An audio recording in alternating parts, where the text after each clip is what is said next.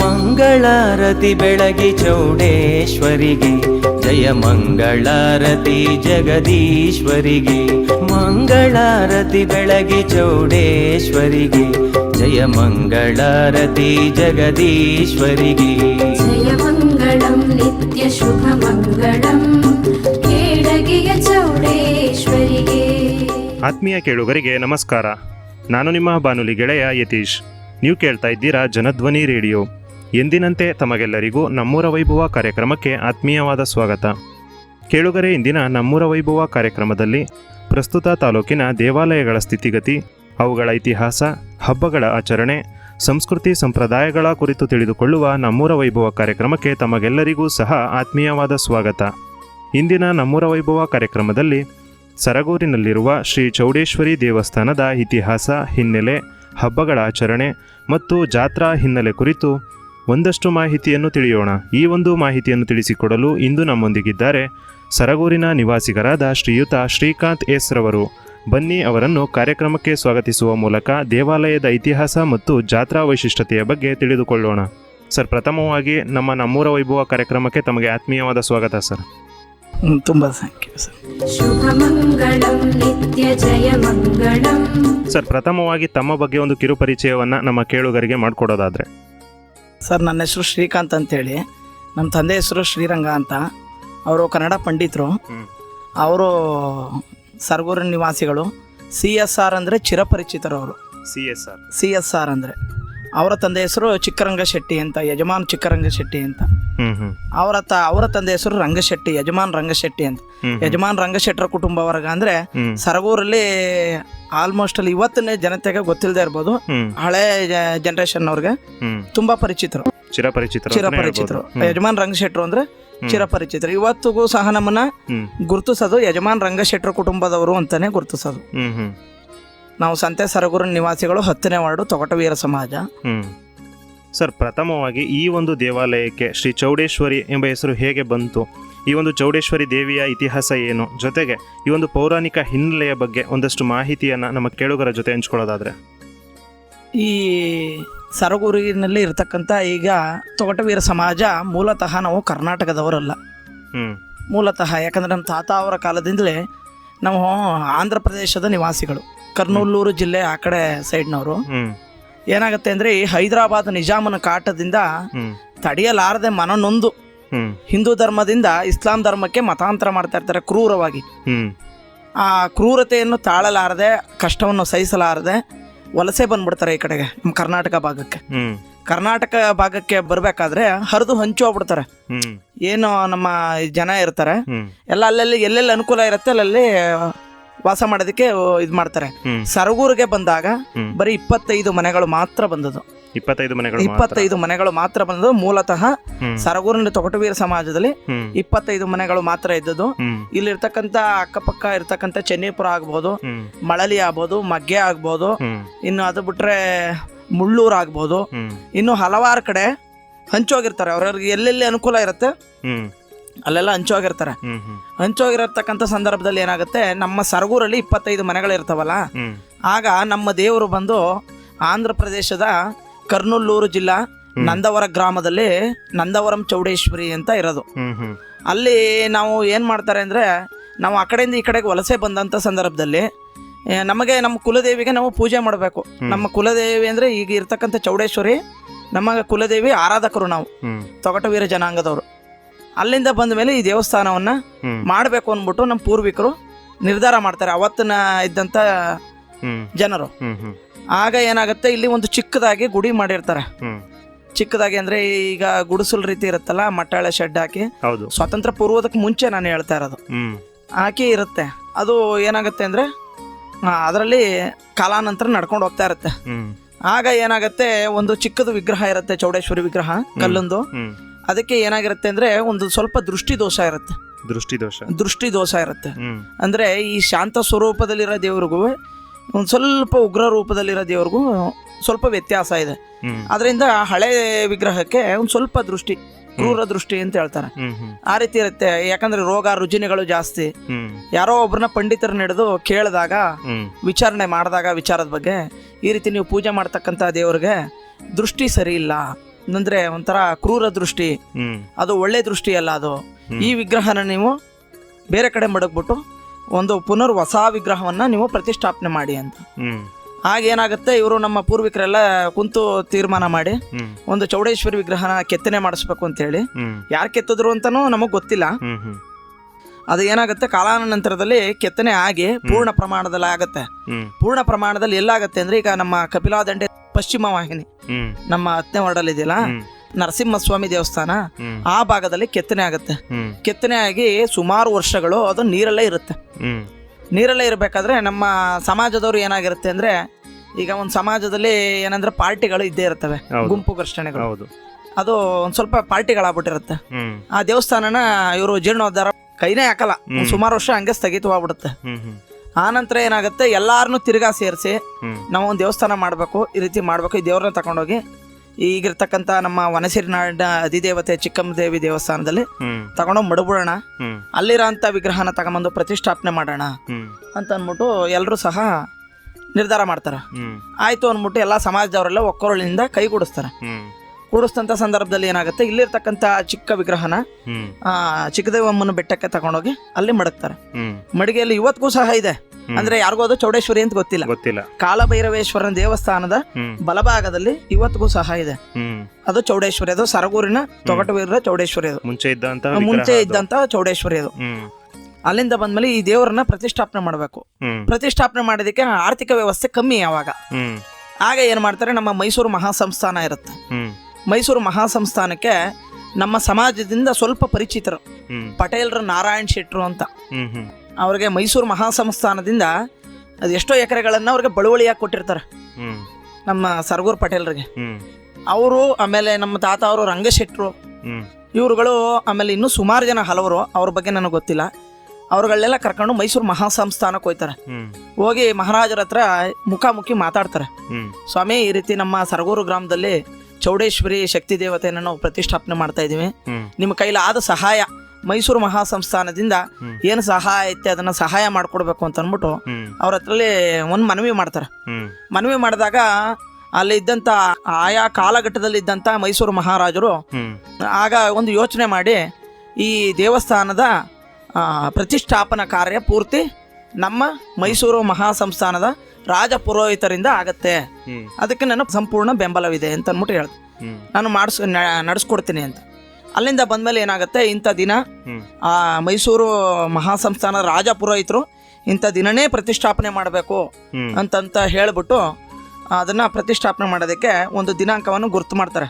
ಅದು ಯಾವುದಪ್ಪ ಅಂದರೆ, ಸ್ವಸ್ತಿ ಶ್ರೀ ವಿಜಯ ಶಾಲಿವಾಹನ ಶಕ 1948 ಪರಾನಾಮ ಸಂವತ್ಸರ ಉತ್ತರಾಯಣೆ ವಸಂತ ಋತು ವೈಶಾಖ ಮಾಸ ಕೃಷ್ಣ ಪಕ್ಷ ಪಂಚಮಿಯ ತಿಥಿಯ ದಿನದಂದು. ಇದು ಯಾವತ್ತಾದ್ರೂ ಬೆಳ್ಬೋದು. ಮೇ ತಿಂಗಳಲ್ಲಿ ಬುದ್ಧ ಪೌರ್ಣಮಿಯಾದ 5 ದಿನಕ್ಕೆ ಬೆಳುತ್ತೆ. ಆಗ ಹೇಳಿದಾಗ ಇವರು ಎಲ್ಲ ರೀತಿ ಆ ಕಾರ್ಯಕ್ರಮಕ್ಕೆ ಏನು ರೆಡಿ ಮಾಡ್ಕೋಬೇಕು ಆ ರೀತಿ ಎಲ್ಲಾನು ಮಾಡ್ಕೊಳ್ತಾರೆ ನಮ್ಮ ಸಮಾಜದವರು. ಎಲ್ಲ ಆದ್ಮೇಲೆ ಏನಾಗುತ್ತೆ, ಅಲ್ಲಿಂದ ಮೈಸೂರು ರಾಜ ಪುರೋಹಿತರು ಬಂದು ಶ್ರೀಚಕ್ರ ರೂಪಸಿಯಾಗಿ ಚಿನ್ನದ ತಗಡದ ಮೇಲೆ ಶ್ರೀಚಕ್ರ ರಚಿಸಿ ಆ ತಾಯಿಯನ್ನ ಪ್ರತಿಷ್ಠಾಪನೆ ಮಾಡೋದಕ್ಕೆ ಅನುವು ಮಾಡ್ಕೊಳ್ತಾರೆ. ಈ ವಿಗ್ರಹನ ಒಳೆಯಿಂದ ತರಬೇಕಾಗಿರುತ್ತೆ. ನಮಗೆ ಮೂಲತಃ ನಮಗೆ ನೇಕಾರಿಕೆ ನಮ್ಮ ಕುಲಕಸುಬು. ಆಗ ನಮ್ಮ ಮನೆಗಳೆಲ್ಲ ಮೊಗ್ಗಗಳಿದ್ದ. ಮೊಗ್ಗ ಅಂದ್ರೆ ಇವತ್ತಿನ ಜನಕ್ಕೆ ಗೊತ್ತಾಗಲ್ಲ, ನೇಕಾರಿಕೆ ಇತ್ತು. ಆಗ ಏನ್ ಮಾಡ್ತಾರೆ, ನಮ್ಮ ಜನಾಂಗದವರೆಲ್ಲ ಆ ದೇವ್ರಿಗೆ ಆ ಪೀಠದ ಸಮೇತನೆ ಹೊಳೆಯಿಂದ ಎತ್ಕೊಂಡು ಹೆಜ್ಜೆಗೊಂದು ಮರಿ ಕೊಟ್ಕೊಂಡು, ಇವಾಗ ನಾವು ಏನು ಮಾಡ್ತಾ ಇದೀವಿ, ದೇವ್ರನ್ನ ಹೊಳೆಗೆ ಹೋಗಿ ಪೂಜೆ ಹೆಂಗೆ ಮಾಡ್ಕೊ ಬರ್ತಾ ಇದೀವಿ, ಅದೇ ರೀತಿ ಅವತ್ತು ಹೆಜ್ಜೆಗೊಂದು ಮರಿ ಕೊಟ್ಕೊಂಡು ನಮ್ಮಲ್ಲಿ ಹಲುಗು ಸೇವೆ ಅಂತ ಮಾಡ್ತಾರೆ. ಹಲುಗು ಸೇವೆ ಅಂದ್ರೆ ಕತ್ತಿನ ತೆಗೆದು ಎದೆ ಭಾಗಕ್ಕೆ ಹೊಡೆಯೋದು. ಅದು ಏನಂದ್ರೆ ನಮ್ಮಲ್ಲಿ ಇರ್ತಕ್ಕಂಥ ಕೆಟ್ಟ ಹ್ಮ್ ವಿಚಾರಧಾರೆಗಳು ಹ್ಮ್ ಹೋಗಿ ಒಳ್ಳೆ ವಿಚಾರಧಾರೆಗಳು ಬರಲಿ, ಹ್ಮ್. ನನ್ನಲ್ಲಿ ಇರ್ತಕ್ಕಂಥ ಕೆಟ್ಟ ಅಂಶಗಳನ್ನ ಕೊಲ್ಲು ತಾಯಿ, ಹ್ಮ್ ತಕೋ ಬಲಿನ ಅಂತ.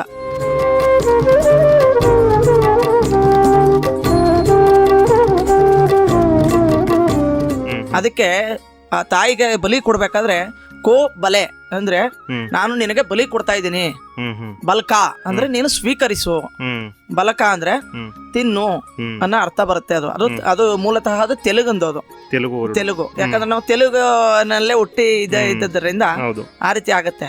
ಆ ರೀತಿ ಏನ್ ಮಾಡ್ತಾರೆ, ಹೊಳೆಯಿಂದ ಕಪಿಲಾ ನದಿಯಿಂದ ಹ್ಮ್ ದೇವ್ರನ್ನ ತಗೊಂಡ್ಬಂದು ಮೈಸೂರು ರಾಜ ಆಸ್ಥಾನ ಪುರೋಹಿತರಿಂದ ನಮ್ಮ ದೇವಿ ಶ್ರೀ ಚೌಡೇಶ್ವರಿಯನ್ನ ಹ್ಮ್ ಪ್ರತಿಷ್ಠಾಪನೆ ಮಾಡ್ತಾರೆ. ಹ್ಮ್ ಹ್ಮ್ ಪ್ರತಿಷ್ಠಾಪನೆ ಮಾಡೋದಕ್ಕೂ ಮುಂಚೆ ಏನಾಗಿರುತ್ತೆ ಅಂದರೆ, ನಮ್ಮ ದೇವಸ್ಥಾನಕ್ಕೆ ಈ ಮರಗಳೆಲ್ಲ ಬೇಕಾಗಿರುತ್ತೆ. ಹ್ಮ್ ಅಂದರೆ ಈ ಚೌಕಟ್ಟು ಇವುಗಳನ್ನೆಲ್ಲ ಮಾಡೋದಕ್ಕೆ ಮರಗಳು ಬೇಕಾಗಿರುತ್ತೆ. ಹ್ಮ್ ದೊಡ್ಡ ಪ್ರವಾಹ ಬಂದು, ಇದೇ ಕಪಿಲಾ ನದಿಯಲ್ಲಿ ದೊಡ್ಡ ಪ್ರವಾಹ ಬಂದು ಹ್ಮ್ ಒಂದು ಮರದ, ಹೇಳಬೇಕು ಅಂದರೆ ನಮ್ಮ ದೇವಸ್ಥಾನದಲ್ಲಿ ಒಳಭಾಗದಲ್ಲಿದೆ ಹ್ಮ್ ಮರಗಳಿದೆ. ಆ ಮರ ವಿತ್ ಹಲುಗ್ ಸೇರೆ ಅಂತ ಹೇಳ್ತಾರೆ. ಹೌದು. ಅದನ್ನ ಒಂದೇ ಮರದಲ್ಲಿ ಮಾಡಿರೋದು, ಪೂರ್ತಿ ಒಂದೇ ಮರದಲ್ಲಿ 4 ಕಂಬ, ಹ್ಮ್ ಮೇಲ್ಗಡೆ ಹಲುಗ್ ಸೇರೆ ಹ್ಮ್ ಎಲ್ಲ ಒಂದೇ ಮರದಲ್ಲಿ ಮಾಡಿರೋದು. ಹ್ಮ್ ಹ್ಮ್ ಅದಾದ್ಮೇಲೆ ಏನಾಗುತ್ತೆ, ಒಬ್ರು ಬೀರ್ವಾಳ ಅವರು, ಅವ್ರ ಹೆಸರು ನನಗೆ ಗೊತ್ತಿಲ್ಲ, ಅರಸನವರು, ಹ್ಮ್ ಅವ್ರ ಮನೆಗೆ ಅವರು ಅರಸನವರು ಯಾವ ರೀತಿ ಅಂದ್ರೆ, ಮೈಸೂರು ಅರಮನೆ ಯಾವ ರೀತಿ ಇದೆ ಆ ರೀತಿನೇ ನಂದು ಒಂದು ಮನೆ ಮಾಡಬೇಕು ಹ್ಮ್ ಅಂತ ಅಂದ್ಬಿಟ್ಟು, ಈಗ ಹಳೆ ಬೀರ್ವಾಳ ಏನಿದೆ ಹ್ಮ್ ಅಲ್ಲಿ ಮಾಡಬೇಕು ಅನ್ಕೊಂಡು ಅವ್ರು ಅನ್ಕೊಂಡಿರ್ತಾರೆ. ಆದರೆ ಏನಾಗುತ್ತೆ, ಅದು ಅವ್ರು ಮಾಡಿಸಿರ್ತಕ್ಕಂಥ ಬಾಕ್ಲುಗಳು ಅವ್ರಿಗೆ ಆಗಿ ಬರೋದಿಲ್ಲ. ಹ್ಮ್ ಆಗ ಪಂಡಿತರನ್ನ ವಿಚಾರಣೆ ಮಾಡಿ ಹ್ಮ್ ಈ ರೀತಿ ಮಾಡಬೇಕು ಅನ್ಕೊಂಡಿದ್ದೀನಿ, ಹ್ಮ್ ಎಲ್ಲ ಕಾರ್ಯನೂ ನಡೀತಾ ಇದೆ, ಇನ್ನು ನಾನು ಬಾಗಲ್ನ ನಿಲ್ಲಿಸೋದಕ್ಕೆ ಅಡೆತಡೆ ಆಗ್ತಾ ಇದೆ, ಏನು ತೊಂದರೆ ಆಗಿದೆ ಅಂತ. ಹ್ಮ್ ಆಗ ಅವರು ಹೇಳ್ತಾರೆ, ನೀನು ಮಾಡಿಸಿರ್ತಕ್ಕಂಥ ಬಾಗಿಲು ಇದು ನಿನ್ನ ಮನೆಗಾಗಲ್ಲ, ಹ್ಮ್ ಯಾವುದಾದ್ರು ಒಂದು ಶಕ್ತಿ ದೇವಸ್ಥಾನಕ್ಕೆ ಕೊಟ್ಬಿಡು, ಹ್ಮ್ ನಿನಗೆ ತುಂಬ ಒಳ್ಳೇದಾಗುತ್ತೆ ಅಂತ. ಹ್ಮ್ ಅಂತ ಸಂದರ್ಭದಲ್ಲಿ ಆ ಅರಸನ ಮನೆತನದವ್ರು ಏನಿದ್ರು ಹ್ಮ್ ಅವರಿಗೆ ನಮ್ಮ ದೇವಸ್ಥಾನ ಗೊತ್ತಾಗತ್ತೆ. ಹ್ಮ್ ಆಗ ಅವರೇ ಸ್ವತಃ ತಗೊಂಬಂದು ಹ್ಮ್ ಈ ದೇವಸ್ಥಾನಕ್ಕೆ ಇದೇ ಬಾಗಿಲುಗಳು ಹಾಕಳಿ ಹ್ಮ್ ಅಂತ ಅಂದ್ಬಿಟ್ಟು 4 ಬಾಗಿಲುಗಳನ್ನ ಅವರು ಕೊಡ್ತಾರೆ. ಹ್ಮ್ ಇವತ್ತಿಗೂ ಸಹ ಅದೇ 4 ಬಾಗಿಲುಗಳಲ್ಲೇ ಹ್ಮ್ ನಮ್ಮ ದೇವಸ್ಥಾನ ಇರೋದು. ಇಂದಿಗೂ ಸಹ ಚೆನ್ನಾಗಿದೆ ಇಂದಿಗೂ ಅದು. ಅದೇ ರೀತಿ ಸುಸ್ಥಿತಿಯಲ್ಲಿ ಚೆನ್ನಾಗಿದೆ, ಹ್ಮ್ ಏನು ತೊಂದರೆ ಇಲ್ಲ. ಬೇಕಾದ್ರೆ ನೀವು ಬಂದು ಹ್ಮ್ ಒಂದು ಸರಿ ವಿಸಿಟ್ ಮಾಡಿ, ಗೊತ್ತಾಗುತ್ತೆ. ಹ್ಮ್ ಆ ರೀತಿ ಕೆತ್ತನೆ ನಮ್ಮ ತಾಲೂಕಿನ ಭಾಗದಲ್ಲಿ ಎಲ್ಲೂ ಇಲ್ಲ ಹ್ಮ್ ಹೇಳ್ಬೇಕು ಅಂದ್ರೆ. ಹ್ಮ್ ಹ್ಮ್ ಅದಾದ ನಂತರ ಏನಾಗುತ್ತೆ, ಎಲ್ಲಾ ರೀತಿ ಸಲಕರಣೆ ಮೈಸೂರು ಮಹಾರಾಜರಿಂದ ಹ್ಮ್ ಅವರು ಒಂದು ಕೊಡುಗೆಯಿಂದ ನಮ್ಮ ದೇವಿನ ಪ್ರತಿಷ್ಠಾಪನೆ ಮಾಡ್ತಾರೆ. ಹ್ಮ್ ಪ್ರತಿಷ್ಠಾಪನೆ ಮಾಡಿದ್ಮೇಲೆ ಪ್ರತಿ ವರ್ಷ ಇವಾಗ ಯಾವ ರೀತಿ ಮಾಡ್ತಾ ಇದೀವಿ ಹ್ಮ್ ಅದೇ ರೀತಿಯೇ ಹ್ಮ್ ಹಬ್ಬನ ಮಾಡ್ತಾ ಇರ್ತೇವೆ. ಹ್ಮ್ ಹಬ್ಬ ಮಾಡ್ತಾ ಇರ್ಬೇಕಾದ್ರೆ ಮಾಮೂಲಿ ಈಗ ಹೊಳೆಗೆ ದೇವ್ರು ತಗೊಂಡೋಗೋದು, ಹ್ಮ್ ಆ ಕಡೆಯಿಂದ ಬರ್ಬೇಕಾದ್ರೆ ಅಲುಗು ಸೇವೆ ಮಾಡ್ಕೊಳ್ಳೋದು, ಹ್ಮ್ ಆಮೇಲೆ ಬಾಯಿ ಬೀಗ ಹ್ಮ್ ಅಂದ್ರೆ ಬೆಳ್ಳಿಯ ದಬ್ಬಳದಿಂದ ಶರೀರಕ್ಕೆ ಚುಚ್ಚೋದು. ಅವರು ಸ್ವಯಂ ಪ್ರೇರಿತರಾಗಿ ಭಕ್ತಾದಿಗಳು, ಹ್ಮ್ ನಮ್ಮ ಜನಾಂಗದವರು ಅಂತಲ್ಲ, ಯಾರು ಈಗ ನಮ್ಮ ಚೌಡೇಶ್ವರಿ ಆರಾಧಕರು ಯಾರಿದ್ದಾರೆ ಹ್ಮ್ ಅವ್ರದ್ದು ಹರಕೆಗಳಿರ್ತವೆ. ಹ್ಮ್ ಮಕ್ಕಳಾಗಿದ್ದವ್ರಿಗೆ ಮಕ್ಕಳ ಹರಕೆ ಇರ್ತವೆ. ಈ ರೀತಿ ನಾನು ಬಂದು ಬಾಯಿ ಬೀಗ ಹಾಕಿಸ್ಕತ್ತೀನಮ್ಮ ಹ್ಮ್ ಅಂತ ಹೇಳ್ಬಿಟ್ಟು, ಅದು ಇವತ್ತಿಗೂ ಸಹ 100 ಜನ ಮಹಿಳೆಯರಾಗ್ಬೋದು ಪುರುಷರಾಗ್ಬೋದು ಎಲ್ಲರೂ ಮಾಡ್ತಾರೆ. ಹ್ಮ್ ಅದರಲ್ಲಿ ಇನ್ನೊಂದು ಇದಿಲ್ಲ, ಹ್ಮ್ ಇಂಥವ್ರಿಗೆ ಹಾಕಲ್ಲ ಅನ್ನಂಗಿಲ್ಲ. ಹ್ಮ್ ಯಾರು ಬಂದು ನನಗೆ ಹಾಕೊಡಿ ಅಂತ ಅಂದ್ಬಿಟ್ಟು ನಿಂತ್ಕೋತಾರೆ, ಅಲ್ಲಿ ಬಾಯಿ ಬೀಗ ಚುಚ್ಚವ್ರು ಇರ್ತಾರೆ, ಹ್ಮ್ ಅವರು ಅದನ್ನ ಅವರು ಶ್ರದ್ಧಾ ಭಕ್ತಿಯಿಂದ ಹ್ಮ್ ಅವರು ಸಹ ಬೆಳಗ್ಗೆಯಿಂದ ಮಡಿಯಾಗಿದ್ದು ಹ್ಮ್ ಅವತ್ತಿಗೆ ಇದನ್ನ ಮಾಡ್ಕೊಡ್ತಾರೆ. ಹ್ಮ್ ಹೊಳೆಯಿಂದ ಬಂದು ದೇವಸ್ಥಾನಕ್ಕೆ ಬಂದು ಸುಮಾರು ಒಂದು 3-3:30 ಆಗ್ಬೋದು. ಅಲ್ಲಿಗೆ ಬಂದು ದೇವಸ್ಥಾನದಲ್ಲಿ ಮಹಾಮಂಗಳಾರತಿ ಆಗುತ್ತೆ ದೇವಿಗೆ. ಅನಂತರ ಅನ್ನದಾಸೋಹ ಮಾಡಿರ್ತಾರೆ, ಅನ್ನದಾಸೋಹ ಆಗುತ್ತೆ. ಹ್ಮ್ ಇನ್ನು ಈ ಹಬ್ಬನ ನಾವು 5 ದಿನಗಳಾಗಿ ವಿಜೃಂಭಣೆಯಿಂದ ಆಚರಿಸ್ತೀವಿ. ಹ್ಮ್ ಮೊದಲನೇ ದಿನ ಸಮಾಜದ್ದು ಇರುತ್ತೆ, 2ನೇ ದಿನ ಯಜಮಾನ್ ಚಿಕ್ಕರಂಗ ಶೆಟ್ಟರ ಮನೆಯದು ಪೂಜೆ ಇರುತ್ತೆ, ಹ್ಮ್ ಅಂದರೆ ನಮ್ಮ ಮನೆಯದು ಪೂಜೆ ಇರುತ್ತೆ. ಹ್ಮ್ ಮಾರನೆಗೆ ಕಂಟ್ರಾಕ್ಟರ್ ಗೋವಿಂದ ಶೆಟ್ಟರು ಮನೆಯ ಪೂಜೆ ಇರುತ್ತೆ. ಇನ್ನು ಅದಾದ ನಂತರ 4ನೇ ದಿನಕ್ಕೆ ದಿವಂಗತ ಗೋಪಾಲ್ ಶೆಟ್ಟರ್ ಕುಟುಂಬ ಇರುತ್ತೆ. ಹ್ಮ್ 4ನೇ ದಿನಕ್ಕೆ. ಹ್ಮ್ 5ನೇ ದಿನಕ್ಕೆ ನಮ್ಮ ಕುಲಪುರೋಹಿತರು ಏನಿದ್ದಾರೆ GK ಸುಬ್ಬಣ್ಣ ಅಂತ ಅಂದ್ಬಿಟ್ಟು ಸರಗೂರಲ್ಲಿ ಚಿರಪರಿಚಿತರು, ಹ್ಮ್ ಅವರ ಪೌರೋಹಿತ್ಯಲ್ಲಿ. ಹ್ಮ್ ಈಗ ಹೇಳಬೇಕು ಅಂದ್ರೆ ಅವರೊಂದು 5 ತಲೆಮಾರಿನಿಂದ ನಮ್ಮ ದೇವಸ್ಥಾನವನ್ನು ಪೂಜೆ ಮಾಡ್ಕೊ ಬರ್ತಾ ಇದ್ದಾರೆ. ಹ್ಮ್ ಹ್ಮ್ ಅವ್ರ ತಾತ ಅವರು ಆನಗಟ್ಟಿಯವರು. ಹ್ಮ್ ಆನಗಟ್ಟಿ ತಾತ ಆದ್ಮೇಲೆ ಸುಬ್ಬಣ್ಣವ್ರ ತಂದೆ ಮಾಡ್ತಾ ಇರ್ತಾರೆ. ಹ್ಮ್. ಸುಬ್ಬಣ್ಣವ್ರ ತಂದೆ ಆದ್ಮೇಲೆ ಸುಬ್ಬಣ್ಣವ್ರು ಬರುತ್ತೆ. ಹ್ಮ್ ಸುಬ್ಬಣ್ಣವ್ರ ಕಾಲವಾದ ನಂತರ ಅವ್ರ ತಮ್ಮ ಗೋಪಿನಾಥ್ ಅವರು ಹ್ಮ್ ಮಾಡ್ಕೊಂಡು ಹೋಗ್ತಾ ಇದ್ರು. ಹ್ಮ್ ಇವಾಗ ಅವ್ರ ಜೊತೆಗೆ ಸುಬ್ಬಣ್ಣವ್ರ ಮಗ ಹರೀಶ್ ಅವರು ಸಹ ಹ್ಮ್ ಸೇರಿ ಕೊನೆಯ ದಿನ ಪೂಜೆಯನ್ನು ಅವ್ರ ಕುಟುಂಬಕ್ಕೋಸ್ಕರವಾಗಿ ಮೀಸಲಿಟ್ಟಿರ್ತಾರೆ. ಹ್ಮ್ ಹ್ಮ್ ಹ್ಮ್ ಈ ರೀತಿಯಾಗಿ ನಡ್ಕ ಬರುತ್ತೆ 4 ದಿನ. 5ನೇ ದಿನ ಮಾಮೂಲಿ ಸಮಾಜದ ಪೂಜೆ ಇರುತ್ತದೆ, ಹ್ಮ್ ಅಂದ್ರೆ ತೊಗಟವೀರ ಸಮಾಜದ ಪೂಜೆ ಇರುತ್ತೆ. ರಾತ್ರಿ ಒಂದು 10 ರಿಂದ 12 ಗಂಟೆ ಒಳಗಡೆ ಅನ್ನಶಾಂತಿ ಕಾರ್ಯಕ್ರಮ ಅಂತ ಇರುತ್ತೆ. ಅನ್ನ ಶಾಂತಿ ಕಾರ್ಯಕ್ರಮ. ಅನ್ನಶಾಂತಿ ಕಾರ್ಯಕ್ರಮ ಅಂದ್ರೆ ಇದೆಲ್ಲ ಆದ್ಮೇಲೆ ಬಲಿ ಕಾರ್ಯಕ್ರಮ ಅಂತ ಹ್ಮ್ ಹ್ಮ್ ಅದಿರುತ್ತೆ. ಅದನ್ನ ಮಾಡಿದ್ಮೇಲೆ ಅದು ಪೂರ್ಣವಾಗಿ ಹ್ಮ್ ಆ ಹಬ್ಬ ಸಂಪೂರ್ಣವಾಗ್ತದೆ. ಹ್ಮ್ ಹ್ಮ್ ಇಷ್ಟು ಈ ಹಬ್ಬದ ವಿಶೇಷತೆ. ಅಂದ್ರೆ ಈ 4 ದಿನ ನೀವೇನೋ ಒಂದೊಂದು ಕುಟುಂಬಗಳಿಗೆ ವಹಿಸ್ಕೊಂಡು ಪೂಜೆಗಳನ್ನ ಮಾಡ್ತೀರಾ, ಅದು ಪ್ರತಿ ವರ್ಷ ಅದೇ ಕುಟುಂಬ? ಹೌದು ಹೌದು, ಅದು ತಲಾಂತರದಿಂದ ಬಂದಿರೋದು. ಈಗ ನಮಗೀಗ ನನ್ನ 2ನೇ ದಿನದ ಕಾರ್ಯಕ್ರಮ ನಮ್ಮನೆದು ಪೂಜೆ, ಅದು ಈಗ 5 ತಲೆಮಾರು, ನನಗೆ ಇದು 5ನೇ ತಲೆಮಾರಿನ ಪೂಜೆ. ಇದು 5 ತಲೆಮಾರಿನಿಂದನೂ ಸಹ ಪೂಜೆ ಅದು ನಮಗೆ ಬಂದಿರುತ್ತೆ. ಈಗ ಇನ್ನು ಬಾಕಿಯವರು ಇನ್ನು 2 ಮನೆತನದವ್ರು ಏನಿದ್ದಾರೆ ಅವ್ರಿಗೂ ಸಹ ವಂಶ ಪಾರಂಪರ್ಯವಾಗಿ ಬಂದಿರೋದು. ಇನ್ನು ಸುಬ್ಬಣ್ಣ ಅವ್ರದ್ದು ಅಷ್ಟೇನೆ, ಅವರು ಸಹ ವಂಶ ಪಾರಂಪರ್ಯವಾಗಿ ಅವ್ರ ತಾತ ಅವ್ರ ಕಾಲದಿಂದನೂ ನಡ್ಸ್ಕೊಂಡ್ ಬಂದಿರತಕ್ಕಂಥದ್ದು. ಅದರಲ್ಲಿ ಏನು ಬದಲಾವಣೆ ಇಲ್ಲ. ಯಾಕಂದ್ರೆ ನಮ್ಮ ಸಮಾಜದಲ್ಲಿ ಯಾವ ರೀತಿ ಅಂದ್ರೆ, ಇಂಥ ಡೇಟ್ಗೆ ನಿನಗೆ ಒಂದು ಪೂಜೆ ಅಂತ ಕೊಟ್ರೆ ನೀನು ನನ್ನ ಕೈಲಿ ಆಗಲ್ಲ ಅಂದ್ರೆ ಮಾತ್ರ ಬೇರೆಯವರು ಕೊಡಬೇಕು. ಸುಮಾರು ಜನ ಮಾಡಿಸ್ತಾರೆ. ನಮ್ಮ ಸಮಾಜದವ್ರು ಬಿಟ್ಟು ಸಹ ವಿಶೇಷ ದಿನಗಳಲ್ಲಿ ಬಂದು ಫಸ್ಟೇ ದಿನಾಂಕನ ಗೊತ್ತು ಮಾಡಿಸಿ, ನಮ್ಮ ಕಾರ್ಯದರ್ಶಿ ಇದ್ದಾರೆ ರಂಗಧಾಮ್ ಅಂದ್ಬಿಟ್ಟು, ಅವ್ರ ಮುಖಾಂತರ ಗೊತ್ತು ಮಾಡಿ ಅವರೇ ದೇವಸ್ಥಾನ ಕಾರ್ಯಗಳನ್ನೆಲ್ಲ ನೋಡ್ಕೊಳ್ಳೋದು. ಅವ್ರಿಗೆ ಗೊತ್ತು ಮಾಡಿ ಅದ್ರ ಮೇಲೆ ಅದು ಮುಗೀತು ಅಲ್ಲಿಗೆ. ಇನ್ನು ನಾವು ಆಗಲ್ಲ ಅಂದ್ರೆ ಮಾತ್ರ ಬೇರೆಯವ್ರಿಗೆ ಕೊಡಬೇಕು, ಇಲ್ಲಾಂದ್ರೆ ಸಮಾಜನೇ ನಿಂತು ಮಾಡುತ್ತೆ ಆ ದಿನಕ್ಕೆ. ಯಾಕಂದ್ರೆ ಒಂದು ದಿನನೂ ಒಂದು ಪೂಜೆ ಮಿಸ್ ಆಗೋದಿಲ್ಲ, ನಿಲ್ಲೋ ಹಾಗಿಲ್ಲ ಆ ರೀತಿ. ಅಂದ್ರೆ ತಾವು ಇಲ್ಲಿಯ ಮೂಲದವ್ರು ಆಗದೆ ಇದ್ರು ಸಹ ಆಂಧ್ರ ಪ್ರದೇಶದ ಒಂದು ಮೂಲದಿಂದ ಬಂದು ಈಗ ನಿಮ್ಮಲ್ಲೇನೆ ತುಂಬಾ ಒಂದು ಪಂಗಡಗಳಾಗಿ ಹರಿದು ಹಂಚಿ ಹೋಗಿ ತಾವುಗಳು ಬಂದು ಇಲ್ಲಿ ಸರಗೂರಿನಲ್ಲಿ ಸೇರ್ಕೊಂಡು ಒಂದು ಶಕ್ತಿ ದೇವತೆಯ ವಿಗ್ರಹವನ್ನ ಪ್ರತಿಷ್ಠಾಪನೆ ಮಾಡಿ ಒಂದು ತುಂಬಾ ವಿಶೇಷವಾಗಿ ಆಗ್ಲಿಂದನೂ ಸಹ ಪೂಜೆನ ಮಾಡ್ಕೊಂಡು ಈಗಲೂ ಸಹ ನಡ್ಸ್ಕೊಂಡು ಹೋಗ್ತಾ ಇದ್ದೀರಾ? ಹೌದು ಸರ್.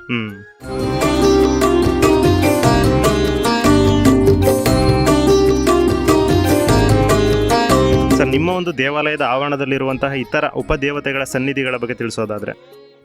ನಮ್ಮ ದೇವಸ್ಥಾನದ ಪಕ್ಕದಲ್ಲಿ ಸರಗೂರಿಗೆ ನಾಡು ದೇಶಕ್ಕೆ ಸೇರಿರ್ತಕ್ಕಂಥ ಶ್ರೀ ಶನೇಶ್ವರ ಸ್ವಾಮಿ ದೇವಸ್ಥಾನ ಇದೆ. ಅದು ಸಹ ಬಹಳ ಇತಿಹಾಸ ಪೂರ್ವವಾದದ್ದು. ಅದು ಅದನ್ನು ಹೇಳ್ಬೇಕು ಅಂತಂದ್ರೆ, ಇಡೀ ಸರಗೂರು ಜನತೆಯಲ್ಲಿ ಎಷ್ಟು ಕೋಮುಗಳಿವೆ ಎಲ್ರಿಗೂ ಸಹ ಅದು ಸಂಬಂಧಪಟ್ಟದ್ದು. ಅದನ್ನ ವರ್ಷಕ್ಕೆ ಒಂದು ದಿವಸ ಮಾರ್ಚ್ ತಿಂಗಳಿನಲ್ಲಿ ಪೌರ್ಣಮಿ ಹತ್ರದಲ್ಲೇ ಅದನ್ನ ಆಚರಣೆ ಮಾಡ್ತಾರೆ. ಆ ದೇವರು ಹೇಗಪ್ಪ ಅಂದ್ರೆ, ಹಿಂದೆ ಪೂರ್ವಿಕರ ಕಾಲದಲ್ಲಿ ನಮ್ಮ ಕೋಟೆ ತಾಲೂಕಲ್ಲಿ ಶನಿದೇವ್ರ ವಿಗ್ರಹಗಳಿರ್ತಿರ್ಲಿಲ್ಲ, ಫೋಟೋಗಳಿರ್ತಿರ್ಲಿಲ್ಲ. ಈ ಅದಪ್ಪ ಅದು ಅಂಬಳೆ ಅಂತಿದೆ, ನಂಜನಗೂಡು ತಾಲೂಕು ಅಂಬಳೆ ಅಂತಿದೆ, ಅಲ್ಲಿ ಶನಿದೇವ್ರ ಫೋಟೋ ಬೆಳ್ಳಿದು ಇವಾಗ ಏನು ನಮ್ಮ ದೇವಸ್ಥಾನದಲ್ಲಿದೆ ಅದೇ ರೀತಿ ಬೆಳ್ಳಿ ಫೋಟೋ ಇರುತ್ತೆ.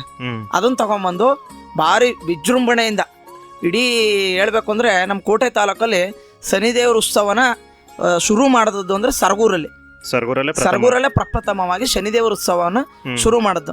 ಬೇಕಂದ್ರೆ ಹಳಬ್ರನ್ನ ಯಾರನ್ನಾರು ಕೇಳಿ ನೀವು, ಪುರದಕಟ್ಟೆ ಆಗ್ಬೋದು, ಚಾಮಗೋಡ್ ನುಂಡಿ ಆಗ್ಬೋದು, ಊನ್ಕೊಳ ಆಗ್ಬೋದು, ಹುಣಸಳ್ಳಿ ಆಗ್ಬೋದು, ಲಂಕೆ, ಮನಗನಹಳ್ಳಿ, ಇನ್ನು ಈ ಕಡೆ ಭಾಗಕ್ಕೆ ಬಂದ್ರೆ ತುಮ್ಸಗೆ, ತೊರವಳ್ಳಿ, ಇಟ್ನ, ಸುತ್ತಮುತ್ತ ಸರಗೂರು ಸುತ್ತಮುತ್ತ ಯಾವ್ಯಾವ ಗ್ರಾಮಗಳಿದೆ ಯಾರನ್ನಾರು ವಿಚಾರಿಸಿ ಗೊತ್ತಾಗುತ್ತೆ. ವಿಜೃಂಭಣೆಯಿಂದ ಅತಿ ವಿಜೃಂಭಣೆಯಿಂದ ಎಲ್ಲಿ ನಡೀತಾ ಇತ್ತು ಶನಿದೇವ್ರ ಉತ್ಸವ ಅಂತ ಹೇಳಿದ್ರೆ ಸರಗೂರು ತೊಗಟವೀರ ಸಮಾಜದಲ್ಲಿ ಅಂತ ಹೇಳ್ತಾರೆ.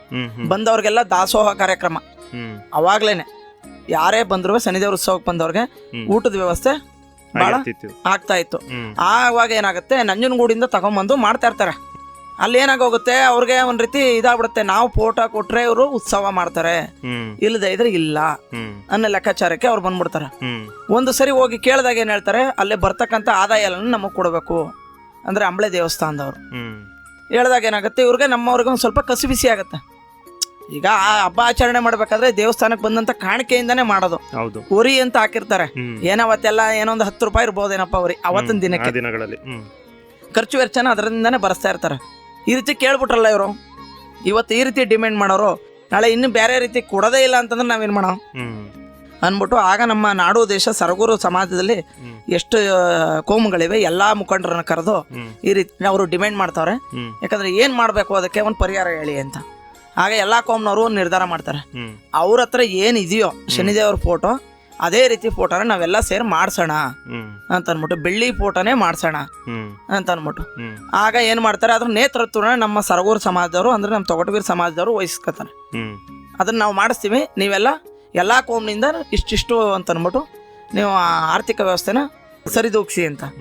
ಆಗೇನಾಗುತ್ತೆ, ಎಲ್ಲಾರು ಕ್ರೋಢೀಕರಿಸಿ ಒಂದು ಮೊತ್ತನ ಮಾಡ್ತಾರೆ ಅದಕ್ಕೆ. ಅದನ್ನು ಮಾಡಿದಾಗ ಏನಾಗುತ್ತೆ, ಮೈಸೂರಿನಲ್ಲಿ ಆಗಿನ ಕಾಲಕ್ಕೆ ವಿಶ್ವಕರ್ಮ ಸಮಾಜದವ್ರು ಇರ್ತಾರೆ, ಅವರು ಪ್ರತಿ ಶನಿವಾರ ಫೋಟೋ ಮಾಡೋದು ಮಾತ್ರ, ಶನಿದೇವ್ರ ಫೋಟೋ ಮಾಡ್ಬೇಕಾದ್ರೆ ಪ್ರತಿ ಶನಿವಾರ ಮಾತ್ರ ಅಂತ ಮಾಡ್ತಾ ಇದ್ದು. ಇನ್ನು ಆ ಶನಿವಾರ ಅಂದ್ರೆ ಪೂರ್ತಿ ದಿನ ಅಲ್ಲ, ಇಂತಿಷ್ಟು ಗಂಟೆಯಿಂದ ಇಂತಿಷ್ಟು ಗಂಟೆ ತನಕ ಇಷ್ಟೇ ಕೆಲಸ ಮಾಡೋದು. ಹಾಗೇನಾಗುತ್ತೆ, ಇವರು ಪ್ರತಿ ವಾರ ಹೋಗೋದು, ಹೋಗಿ ಅಲ್ಲಿ ಕೂತ್ಕೊಂಡು ಇವರು ಎಷ್ಟು ಮಾಡಿದಾರು ಅಂತ ಅಂದ್ಬಿಟ್ಟು ನೋಡ್ಕೊಂಬರೋದು ಎಲ್ಲಾನು ಮಾಡ್ತಾ ಇದ್ರಂತೆ. ಈಗ ಏನಾಗುತ್ತೆ ಸುಮಾರು ಅದೊಂದು 2 ವರ್ಷ ಹಿಡಿಬೋದು. ಆಗೇನಾಗುತ್ತೆ ಅವರು ಎಲ್ಲ ರೆಡಿ ಆಯ್ತು, ನಿನ್ನೆ ಜಾತ್ರೆಗೆ ರೆಡಿ ಮಾಡ್ಕೊಳ್ಳಿ, ಎಲ್ಲೋ ಫೋಟೋ ತರದೇ ಬೇಡ ನಾವು ಅಂತ ಅಂದ್ಬಿಟ್ಟು ಹೇಳ್ಬಿಟ್ಟು ಹೊರಟೋಗ್ಬಿಡ್ತಾರೆ.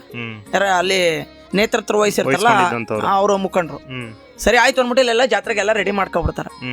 ಅಲ್ಲಿ ಫೋಟೋ ಇನ್ನೂ ಈ ದೃಷ್ಟಿನ ಕಣ್ಣನ್ನ ಇದಿರುತ್ತಲ್ಲ ಅದಿನ್ನೂ ಪೂರ್ಣ ಪ್ರಮಾಣದಲ್ಲಿ ಆಗಿರೋದಿಲ್ಲ. ಆಗ ವಿಶ್ವಕರ್ಮರು ಏನಿರ್ತಾರೆ ಅವ್ರು ಹೇಳ್ತಾರೆ, ಈಗ ಇದು ಪೂರ್ಣ ಪ್ರಮಾಣದಲ್ಲಿ ಇದಾಗಿಲ್ಲ, ಇದನ್ನ ಮುಂದಲ ವಾರ ಕೊಡ್ತೀನಿ ಅಂತ. ಇಲ್ಲಿ ಎಲ್ಲ ಜಾತ್ರೆಗೆಲ್ಲ ರೆಡಿ ಮಾಡ್ಕೊಬಿಟ್ಟವ್ರೆ, ಎಲ್ಲಾನು ರೆಡಿ ಮಾಡ್ಬಿಟ್ಟಾರೆ. ಈಗ ಫೋಟೋ ತರದೇ ಇದ್ರೆ ಅವಮಾನ ಆಗೋಗತ್ತೆ. ಆಗ ಏನ್ ಮಾಡ್ತಾರೆ, ಅಲ್ಲಿ ಹೋಗಿರ್ತಕ್ಕಂತ ಮುಖಂಡರು ಮೈಸೂರು ಮಹಾಸಂಸ್ಥಾನಕ್ಕೆ ಹೋಗ್ತಾರೆ. ಮೈಸೂರು ಮಹಾಸಂಸ್ಥಾನಕ್ಕೆ ಹೋಗಿ ಆಗಿನ ಕಾಲದ ಮಹಾರಾಜರ ಹತ್ರ, ಸ್ವಾಮಿ ಈ ರೀತಿ ನಾವು ಶನಿದೇವ್ರ ಉತ್ಸವ ಮಾಡ್ತಾ ಇದ್ದೋ, ಫೋಟೋ ಮಾಡೋದಕ್ಕೆ ಕೊಟ್ಟಿದ್ದ ಬೆಳ್ಳಿ ಫೋಟೋನ ಅದು ಆಗಿಲ್ಲ. ಆ ವಿಶ್ವಕರ್ಮರು ಸಹಿತವಾಗಿ ಕರ್ಕೊಂಡು ಹೋಗಿರ್ತಾರೆ. ಆಗ ಅವರು ಹೇಳ್ತಾರೆ, ಈ ರೀತಿ ಸ್ವಾಮಿ ಅದನ್ನ ಇಂತಿಷ್ಟುಟ್ಟೆ ಒಳಗಡೆ ಮಾತ್ರ ಮಾಡ್ಬೇಕು, ಇಲ್ಲಾಂದ್ರೆ ಅದು ಯಾರಿಗೂ ಒಳ್ಳೇದಲ್ಲ, ಶ್ರೇಯಸ್ಸಲ್ಲ ಅಂತ. ಆಗ ಮೈಸೂರು ಮಹಾರಾಜರು ಹೇಳ್ತಾರೆ, ಆಗಿನ ಜಗನ್ಮೋಹನ ಪ್ಯಾಲೇಸ್ ಅಲ್ಲಿ ಚಿತ್ರಕಲಾ ಆರ್ಟ್ ಅಂತ ಅಂದ್ಬಿಟ್ಟು ಈಗಲೂ ಇದೆ. ಅಲ್ಲಿ ಶನಿದೇವ್ರ ಫೋಟೋನ ಬರೆಸಿ ಫ್ರೇಮ್ ಹಾಕಿ, ಸಾಗವಾನಿ ಮರದಲ್ಲಿ ಫ್ರೇಮ್ ಹಾಕಿ, ಈ ಸರಿ ಇದನ್ನ ತಗೊಂಡೋಗಿ ನೀವು ಉತ್ಸವ ಮಾಡಿ, ಮುಳ್ಳು ಸರಿಗೆ ನಿಮ್ಮದು ಏನ್ ಮಾಡ್ಸಿದ್ದೀರ ಅದನ್ನ ತಗೊಂಡೋಗಿ ಮಾಡಿ ಅಂತ ಹೇಳ್ಬಿಟ್ಟು ಆ ಫೋಟೋನ ಕೊಡ್ತಾರೆ ಉತ್ಸವಕ್ಕೆ. ಆ ಫೋಟೋ ತಂದು ಮೆರವಣಿಗೆ ಮಾಡ್ತಾರೆ 1 ವರ್ಷ. ಮಾಡಾದ್ಮೇಲೆ ನೆಕ್ಸ್ಟ್ ಮುಂದಿನ ವರ್ಷ ಅದೇ ಬೆಳ್ಳಿ ಫೋಟೋ ತಂದು ಮೆರವಣಿಗೆ ಮಾಡ್ತಾರೆ. ಈ ರೀತಿಯ ಶನಿದೇವರು ಉತ್ಸವಕ್ಕೂ ಸಹ ಬಹಳ ಐತಿಹಾಸಿಕವಾದ ಇತಿಹಾಸ ಇದೆ ಅಂತ ಹೇಳುವ. ನಿಮ್ಮ ಒಂದು ಚೌಡೇಶ್ವರಿ ದೇವಸ್ಥಾನದಲ್ಲಿ ಇನ್ಯಾವ್ದಾದ್ರು ಮೂರ್ತಿಗಳಿದೆ? ಇಲ್ಲ, ಚೌಡೇಶ್ವರಿ ಒಬ್ಳೆ ಇರೋದು. ಆ ಕಡೆ ಒಂದ್ ಸೈಡ್ ರಾಮನ್ ಮಡಗಿದ್ದಾರೆ, ಒಂದ್ ಸೈಡ್ ಕೃಷ್ಣನ ಫೋಟೋ ಮಡಗಿದ್ದಾರೆ. ವಿಗ್ರಹಗಳು ಚೌಡೇಶ್ವರಿ ಬಿಟ್ರೆ ಇನ್ಯಾವುದನ್ನು ಸಹ ಪ್ರತಿಷ್ಠಾಪನೆ ಮಾಡಿಲ್ಲ. ಮಾಡ್ಬೇಕು ಅಂತಿದ್ರು. ಆಗ ಇವರು ವಿಜಯನಗರದಲ್ಲಿ ಇರ್ತಕ್ಕಂಥ ಯೋಗಲಕ್ಷ್ಮೀ ನರಸಿಂಹ ಸ್ವಾಮಿ ದೇವಸ್ಥಾನದ ವಿದ್ವಾಂಸರಾದ ಭಾಸ್ಕರ ಸ್ವಾಮಿಗಳು ಬಂದು ಕರೆಸಿರ್ತಾರೆ ಅವ್ರನ್ನ ನಮ್ಮ ದೇವಸ್ಥಾನಕ್ಕೆ. ಯಾವಾಗಪ್ಪ ಅಂದ್ರೆ 55ನೇ ವರ್ಷದಲ್ಲಿ 50ನೇ ವರ್ಷಕ್ಕೂ 60ನೇ ವರ್ಷಕ್ಕೂ ಒಂದು ಇದು ಮಾಡ್ತಾರೆ. ಆಗ ಮಾಡೋ ಟೈಮಲ್ಲಿ ಅವ್ರನ್ನ ಕರ್ಸಿ ಕೇಳೋಣ, ಏನ್ ಹೇಳ್ಬೋದು, ಅವರು ವಾಸ್ತು ತಜ್ಞರಲ್ವಾ, ಕೇಳೋಣ ಈ ರೀತಿ ಒಂದ್ ಕಡೆ ರಾಮನು ಒಂದ್ ಕಡೆನೂ ಕೃಷ್ಣನು ಪ್ರತಿಷ್ಠಾಪನೆ ಮಾಡ್ಬೇಕು ಅಂತ. ಆಗ ಅವರು ದೇವಸ್ಥಾನ ಬಂದು ನೋಡ್ಬಿಟ್ಟು ಬಹಳ ಖುಷಿ ಪಡ್ತಾರೆ. ಅವರು ಈ ರೀತಿ ದೇವಸ್ಥಾನ ನನಗೆ ಎಲ್ಲೂ ನೋಡೇ ಇಲ್ಲ, ತಾಯಿ ಇಲ್ಲೇ ನೆಲೆಯಾಗಿದ್ದಾಳೆ, ನೀವು ಪೂಜೆ ಮಾಡೋದಿದ್ರೆ ತಾಯಿ ಚೌಡೇಶ್ವರಿ ಉಪಾಸಕರಾಗಿರೋದ್ರಿಂದ ಚೌಡೇಶ್ವರಿಗೆ ಮಾತ್ರ ಅವಳು ಪ್ರಧಾನ ದೇವತೆ, ಅವಳು ಇರೋ ಜಾಗದಲ್ಲಿ ಬೇರೆ ವಿಗ್ರಹಗಳನ್ನು ನೀವು ಪ್ರತಿಷ್ಠಾಪನೆ ಮಾಡಬಾರದು ಅಂತ ಅನ್ಬಿಟ್ಟು ಅವರು ಸಲಹೆ ಕೊಟ್ಬಿಟ್ಟು ಹೋಗ್ತಾರೆ. ಆಗ ಸಲಹೆ ಕೊಟ್ಟಾಗ ನಮ್ಮ ಸಮಾಜದವರು ಆ ವಿಚಾರನ ಅಲ್ಲಿಗೆ ಕೈ ಬಿಟ್ಬಿಡ್ತಾರೆ. ಆದ್ರಿಂದ ಈಗ ನಮ್ಮ ಚೌಡೇಶ್ವರಿ ದೇವಸ್ಥಾನದಲ್ಲಿ ಇರ್ತಕ್ಕಂಥದ್ದು ಚೌಡೇಶ್ವರಿ ಒಂದೇ. ಪಕ್ಕದಲ್ಲಿ ನವಗ್ರಹ ದೇವಸ್ಥಾನ ಇದೆ, ಅಲ್ಲಿ ಶನಿದೇವರ ಫೋಟೋ ಇದೆ. ಮಾಮೂಲಿ ಅದು ಸಹ ಮಾರ್ಚ್ ತಿಂಗಳಲ್ಲಿ ಉತ್ಸವ ಆಗುತ್ತೆ. ಇದು ಮೇ ಬುದ್ಧ ಪೂರ್ಣಿಮೆ ಆದ 5 ದಿನಕ್ಕೆ ಆಗುತ್ತೆ. ಈಗ ಪ್ರಸ್ತುತ ಸರ್ ನಿಮ್ಮ ಒಂದು ಚೌಡೇಶ್ವರಿ ಹಬ್ಬ ನಡೆದಿದೆ. ಆ ದಿನಗಳಲ್ಲಿ ವಿಶೇಷವಾಗಿ ಏನೆಲ್ಲ ಪೂಜಾ ಕೈಂಕರ್ಯಗಳಿರ್ತವೆ, ಏನೆಲ್ಲ ಒಂದು ಆಚರಣೆಗಳಿರ್ತವೆ, ಅದ್ರ ಬಗ್ಗೆ ತಿಳಿಸೋದಾದ್ರೆ? ಹಬ್ಬದ ಹಿಂದಿನ ದಿನನೇ ಗಣಪತಿ ಹೋಮ ಇರುತ್ತೆ. ಗಣಪತಿ ಹೋಮ ಆದ್ಮೇಲೆ ಚಂಡಿಕಾ ಹೋಮ ಇರುತ್ತೆ. ಚಂಡಿಕಾ ಹೋಮ ಆದ್ಮೇಲೆ ಪೂರ್ಣಾಹುತಿ ಆದ್ಮೇಲೆ ದೇವ್ರನ್ನ ಪಲ್ಲಕ್ಕಿ ಸಮೇತವಾಗಿ ಕಪಿಲಾ ನದಿ ದಂಡೆಗೆ ತಗೊಂಬಂದು ದೇವ್ರನ್ನ ಅಲ್ಲಿ ಅವಳು, ಯಾಕಂದ್ರೆ ಅಲ್ಲಿಂದಾನೇ ಬಂದಿರೋದ್ರಿಂದ ಈ ಗಂಗೆ ಜೊತೆಗೆ ಬರ್ಲಿ ಎನ್ನುವ ಲೆಕ್ಕಾಚಾರದಲ್ಲಿ ಜ್ಯೋತಿ ಸ್ವರೂಪಳಾಗಿ, ಈ ಜ್ಯೋತಿ ಅನ್ನೋದಕ್ಕೆ ಬಹಳ ಇತಿಹಾಸ ಇದೆ. ಅದನ್ನ ಹೇಳ್ಬೇಕು ಅಂದ್ರೆ ಅದರದ್ದು ಪೂರ್ಣ ಪ್ರಮಾಣದಲ್ಲಿ ಹೇಳ್ತೀನಿ. ಜ್ಯೋತಿ ಸ್ವರೂಪಳಾಗಿ ಅವಳನ್ನ ಹಲುಗ ಸೇವೆ ಮುಖಾಂತರ, ಬಾಯಿ ಬೀಗದ ಸೇವೆ ಮುಖಾಂತರ ದೇವಸ್ಥಾನಕ್ಕೆ ಕರ್ಕೊಂಬಂದು ಮಹಾಮಂಗಳಾರತಿ ಮಾಡಿ, ಅಲ್ಲಿಗೆ ಸಂಜೆ ಒಂದು 8 ಗಂಟೆಗೆ ತಿರ್ಗಾ ಮಹಾಮಂಗಳಾರತಿ ಇರುತ್ತೆ. ಮಧ್ಯಾಹ್ನ ಅಲ್ಲದೆ ಸಂಜೆ ಮಹಾಮಂಗಳಾರತಿ ಅಂತ. ಅದು ಮುಗಿದ ಮೇಲೆ ಮೊದಲನೇ ದಿನದ ಕಾರ್ಯಕ್ರಮ ಮುಗಿಯಿತು. ಇನ್ನು 2ನೇ ದಿನ ಈ ಸರಿ ಹಬ್ಬದಲ್ಲಿ ಮಧ್ಯಾಹ್ನ 1:30ಗೆ ಮಹಾಮಂಗಳಾರತಿ ಇರುತ್ತೆ. ಮಧ್ಯಾಹ್ನ 1:30 ಆದ ನಂತರ ಸಂಜೆ 4 ಗಂಟೆಗೆ ಉತ್ಸವ ಇರುತ್ತೆ. ನಮ್ಮ ತೊಗಟವೀರ ಸಮಾಜದ ಪ್ರಮುಖ ಬೀದಿಗಳಲ್ಲಿ ಉತ್ಸವ ಇರುತ್ತೆ. ಆ ಉತ್ಸವ ಮುಗಿಸ್ಕೊಂಡು ಬಂದಂತ ಸಮಯದಲ್ಲಿ ಸಂಜೆ ಒಂದು 7 ಆಗ್ಬೋದು, 7:30 ಆಗ್ಬೋದು, ತಿರ್ಗಾ ಮಹಾಮಂಗಳಾರತಿ ಆಗುತ್ತೆ. ಭಕ್ತಾದಿಗಳಿಗೆ ಪ್ರಸಾದ ವಿನಿಯೋಗ ಆಗ್ತದೆ. ಆನಂತರ ಆ ದಿನ ಕಾರ್ಯಕ್ರಮ ನಾಟಕ ಇದ್ರೆ ನಾಟಕ ಇರುತ್ತೆ, ಇಲ್ಲ ಸುಗಮ ಸಂಗೀತ ಇರುತ್ತೆ. ಈ ಸರಿ 2ನೇ ದಿನದ ಕಾರ್ಯಕ್ರಮ ನಾಟಕ ಇತ್ತು. ಅದು ಸಹ ನಮ್ಮ ತೊಗಟವೀರ ಸಮಾಜದ ಕಲಾ ಬಳಗದವರು ಮಾಡಿರ್ತಕ್ಕಂಥದ್ದು. ಅದು ಬೇರೆ ಹೊರಗಡೆಯಿಂದ ಕರ್ಸಿರಲ್ಲ, ನಮ್ಮಲ್ಲೇ ಕಲಾವಿದರು ಇದ್ದಾರೆ. ಯಾಕಂದ್ರೆ ಹೇಳ್ಬೇಕು ಅಂದ್ರೆ ಈಗ ಒಂದು 40-50 ವರ್ಷದಿಂದ ನಮ್ಮ ಸಾಮಾಜಿಕ ನಾಟಕನ ನಮ್ಮ ತಾಲೂಕು ಅಂತ ಹೇಳಕ್ಕಾಗಲ್ಲ, ಸರಗೂರು ಭಾಗಕ್ಕೆ ಸ್ವತಃ ತಾವೇ ಕಲಿತು ಆಡ್ತಕ್ಕಂಥ ಕಲಾವಿದರು ನಮ್ಮವರು ತೊಗಟವೀರ ಸಮಾಜದವರು ಇದ್ದಾರೆ. ಅದರಲ್ಲಿಗೆ ಮೊದಲನೇ ದಿನದ ಕಾರ್ಯಕ್ರಮ ಮುಗೀತು. ಹ್ಮ್ ಇನ್ನು ಎರಡನೇ ದಿನ ಅಂದ್ರೆ ಮೂರನೇ ದಿನ ಹ್ಮ್. ಅಂದ್ರೆ ಹಬ್ಬ ಆದ ಮೂರನೇ ದಿನಕ್ಕೆ ಹ್ಮ್ ದೊಡ್ಡ ಉತ್ಸವ ಇರುತ್ತೆ. ಅಂದ್ರೆ ಸರಗೂರಲ್ಲಿ ನಮ್ಮ ಸಮಾಜ ಏನಿದೆ ಹ್ಮ್. ಅದಾದ್ಮೇಲೆ ನೆಕ್ಸ್ಟ್ ಶ್ರೀರಾಮ್ ಬಡಾವಣೆ ಇದೆ ಬಸ್ ಸ್ಟ್ಯಾಂಡ್ ಹಿಂಭಾಗ. ಹೌದು. ಅಲ್ಲೂ ಸಹ ನಮ್ಮ ಸಮಾಜದವ್ರು ಇದ್ದಾರೆ. ಹ್ಮ್ ಅಲ್ಲಿಗೆ ವರ್ಷಕ್ಕೆ ಒಂದು ಸರಿ ಮಾತ್ರ ದೇವ್ರು ಹೋಗೋದು. ಹ್ಮ್ ಅಲ್ಲಿರ್ತಕ್ಕಂಥ ಅವರೆಲ್ಲ ನಮ್ಮ ಸಮಾಜದವರು ಹಾಗೂ ಇತರೆ ಸಮಾಜದವರು ಎಲ್ಲರೂ ಸಹ ಪೂಜೆ ಹ್ಮ್ ಕೊಟ್ಟು ಪೂಜೆ ಮಾಡಿಸಿ ಹ್ಮ್ ತಿರ್ಗಾ ಸಂಜೆ ಬರುತ್ತೆ. ಹ್ಮ್ ಸಂಜೆ ಬಂದು ತಿರ್ಗಾ ಮಹಾಮಂಗಳಾರತಿ ಆಗ್ತದೆ. ಹ್ಮ್ ಆನಂತರ ಏನು ಕಾರ್ಯಕ್ರಮ ಇದೆ ಆ ದಿನದ್ದು, ಈ ಸರಿ ಸುಗಮ ಸಂಗೀತ ಇತ್ತು ಮೂರನೇ ದಿನದ ಕಾರ್ಯಕ್ರಮ. ಸುಚೇತನ್ ಅವರಿಂದ ಹ್ಮ್ ಅದು ಅಲ್ಲಿಗೆ ಸಮಾಪ್ತಿ ಆಯ್ತು. ಅಲ್ಲಿಗೆ ಮೂರನೇ ದಿನದ ಕಾರ್ಯಕ್ರಮ ಮುಗೀತು. ಹ್ಮ್ ಹ್ಮ್ ಇನ್ನು ನಾಲ್ಕನೇ ದಿನದ ಕಾರ್ಯಕ್ರಮ ಮಧ್ಯಾಹ್ನ 1:30ಗೆ ಮಹಾಮಂಗಳಾರತಿ ಆಗ್ತದೆ. ಹ್ಮ್ ಅದೇ ರೀತಿ ಉತ್ಸವ ಆಗ್ತದೆ ನಮ್ಮ ಬೀದಿಗಳಲ್ಲಿ. ಹ್ಮ್ ಆನಂತರ ಸಂಜೆಗೆ ಮಹಾಮಂಗಳಾರತಿ ಆಗ್ತದೆ. ನಾಲ್ಕನೇ ದಿನದ ಕಾರ್ಯಕ್ರಮ ಪ್ರತಿ ವರ್ಷನೂ ಸಹ ಅದರಲ್ಲಿ ಬದಲಾವಣೆ ಇಲ್ಲ. ನಾಲ್ಕನೇ ದಿನದ ಕಾರ್ಯಕ್ರಮ ತೊಗಟವೀರ ಶಾಲಾ ಮಕ್ಕಳಿಂದ ಸಾಂಸ್ಕೃತಿಕ ಕಾರ್ಯಕ್ರಮ. ಹ್ಮ್ ಅವರು ದೊಡ್ಡವರಾಗ್ಬೋದು ಚಿಕ್ಕವರಾಗ್ಬೋದು, ಹ್ಮ್ ಅಂದ್ರೆ ನಮ್ಮ ಮಕ್ಕಳ ಪ್ರತಿಭೆನ ನಾವೇ ಗುರುತಿಸ್ಬೇಕು, ಪ್ರೋತ್ಸಾಹಿಸ್ಬೇಕು ಅಂತ ಅನ್ಬಿಟ್ಟು ಅದೊಂದು ಕಾರ್ಯಕ್ರಮ ಇರುತ್ತೆ. ಅಲ್ಲಿಗಾದ್ಮೇಲೆ ಇನ್ನು 5ನೇ ದಿನದ ಯಾವುದೇ ವಿಧವಾದ ಕಾರ್ಯಕ್ರಮ ಇರೋದಿಲ್ಲ. ಅಂದ್ರೆ ಮಾಮೂಲಿ ಮಧ್ಯಾಹ್ನ 1:30ಗೆ ಮಹಾಮಂಗಳಾರತಿ ಇರ್ತದೆ. ಮಧ್ಯಾಹ್ನ 3ರಿಂದ 4 ಗಂಟೆಗೆ ಇದಿರುತ್ತದೆ ವಸಂತೋತ್ಸವ ಅಂತ. ಅಂದ್ರೆ ಬಣ್ಣ ಬಳ್ಕೊಂಡು ಓಕಳಿ ಅಂತ ಆಡು ಭಾಷೆಯಲ್ಲಿ ಓಕಳಿ ಅದಿರ್ತದೆ. ಅದನ್ನ ಓಕ್ಳಿ ಆಡ್ಕೊಂಡು ದೇವಸ್ಥಾನ ಮುಂದೆನೆ ನೀರು ತುಂಬಿಸಿರ್ತಾರೆ ಅಂಡೆಗಳಲ್ಲಿ. ಓಕ್ಳಿ ಆಡ್ಕೊಂಡು ದೇವಿನ ನಾವು ಓಕ್ಳಿ ಆಡಿರ್ತೀವಲ್ಲ ಆರತಿ ನೀರು ಅಂತ ಲೆಕ್ಕಾಚಾರ ಹಾಕಬಹುದು. ಆರತಿ ನೀರ್ ಮೇಲೆ ದೇವ್ರನ್ನ ತಗೊಂಬಂದು ತಿರ್ಗಾ ಹೊಳೆಗೆ ಹೋಗಿ ತೆಪ್ಪೋತ್ಸವ ಮಾಡಿ ಅನಂತರ ಇನ್ನು ಅಲ್ಲಿಂದ ತೆಪ್ಪೋತ್ಸವ ಮುಗಿಸ್ಕೊಂಡು ತಿರ್ಗಾ ನಮ್ಮ ಏನಿದೆ ನಮ್ಮ ಸಮಾಜದ ಬೀದಿಗಳಲ್ಲಿ ಪ್ರಮುಖ ಬೀದಿಗಳಲ್ಲಿ ಮೆರವಣಿಗೆ ಆಗ್ತದೆ. ಸಂಜೆ ತಿರ್ಗಾ 7:30-8 ಗಂಟೆಗೆ ಮಹಾಮಂಗಳಾರತಿ ಆಗ್ತದೆ. ಅಲ್ಲಿಗೆ ಹಬ್ಬ ಸಂಪೂರ್ಣ 5 ದಿನದ ಉತ್ಸವ ಕಾರ್ಯಕ್ರಮ ಮುಗೀತು. ಇನ್ನು ಉಳ್ಕೊಳ್ತಕ್ಕಂಥ ಏಕೈಕ ಕಾರ್ಯಕ್ರಮ ಅಂದ್ರೆ ಅನ್ನಶಾಂತಿ. ಅನ್ನಶಾಂತಿ ಕಾರ್ಯಕ್ರಮನ ರಾತ್ರಿ 10 ಗಂಟೆಯಿಂದ ಶುರು ಮಾಡಿದ್ರೆ ಮಧ್ಯರಾತ್ರಿ 12 ಗಂಟೆ ಆಗ್ಬೋದು. ದೇವರು ಯಾವ ರೀತಿ ವರ ಕೊಡುತ್ತೆ, ಯಾವ ರೀತಿ ಪ್ರಸನ್ನಳಾಗ್ತಾಳೆ ಅದ್ರ ಮೇಲೆ ಇರುತ್ತೆ. ಇಂಥ ಸಮಯಕ್ಕೆ ಮುಗಿಯುತ್ತೆ ಅಂತ ಹೇಳೋದಿಕ್ಕಾಗೋದಿಲ್ಲ. 10 ಗಂಟೆಯಿಂದಂತೂ ಶುರುವಾಗುತ್ತೆ. ಯಾರು ಬರ್ಲಿ ಯಾರು ಬರದೇ ಇರ್ಲಿ ಅದ್ರಲ್ಲಿ ಇನ್ನೊಂದು ಮಾತಿಲ್ಲ. ಅದಕ್ಕೆ ಅನ್ಬಿಟ್ಟೆ ಒಂದು ತಂಡ ಇದೆ, ಅವರೇ ಮಾಡ್ಕೊಂಡು ಹೋಗ್ತಾರೆ. ಅದ್ರಲ್ಲೇ ನಾನು ಸಹ ಒಬ್ಬ ಆ ತಂಡದಲ್ಲಿ. ಅಂದ್ರೆ ಇಂಥವ್ರು ಅಂತ ಹೆಸರು ಹೇಳೋದೇನ್ ಬೇಡ, ಯಾಕಂದ್ರೆ ಕಾಲಾನಂತರ ಬದಲಾವಣೆ ಆಗ್ತಾ ಇರುತ್ತೆ ಅಲ್ವಾ. ಅದರಲ್ಲಿ ಅವರೇ ಕಾರ್ಯಕ್ರಮ ನಡೆಸ್ಕೊಡ್ತಾರೆ.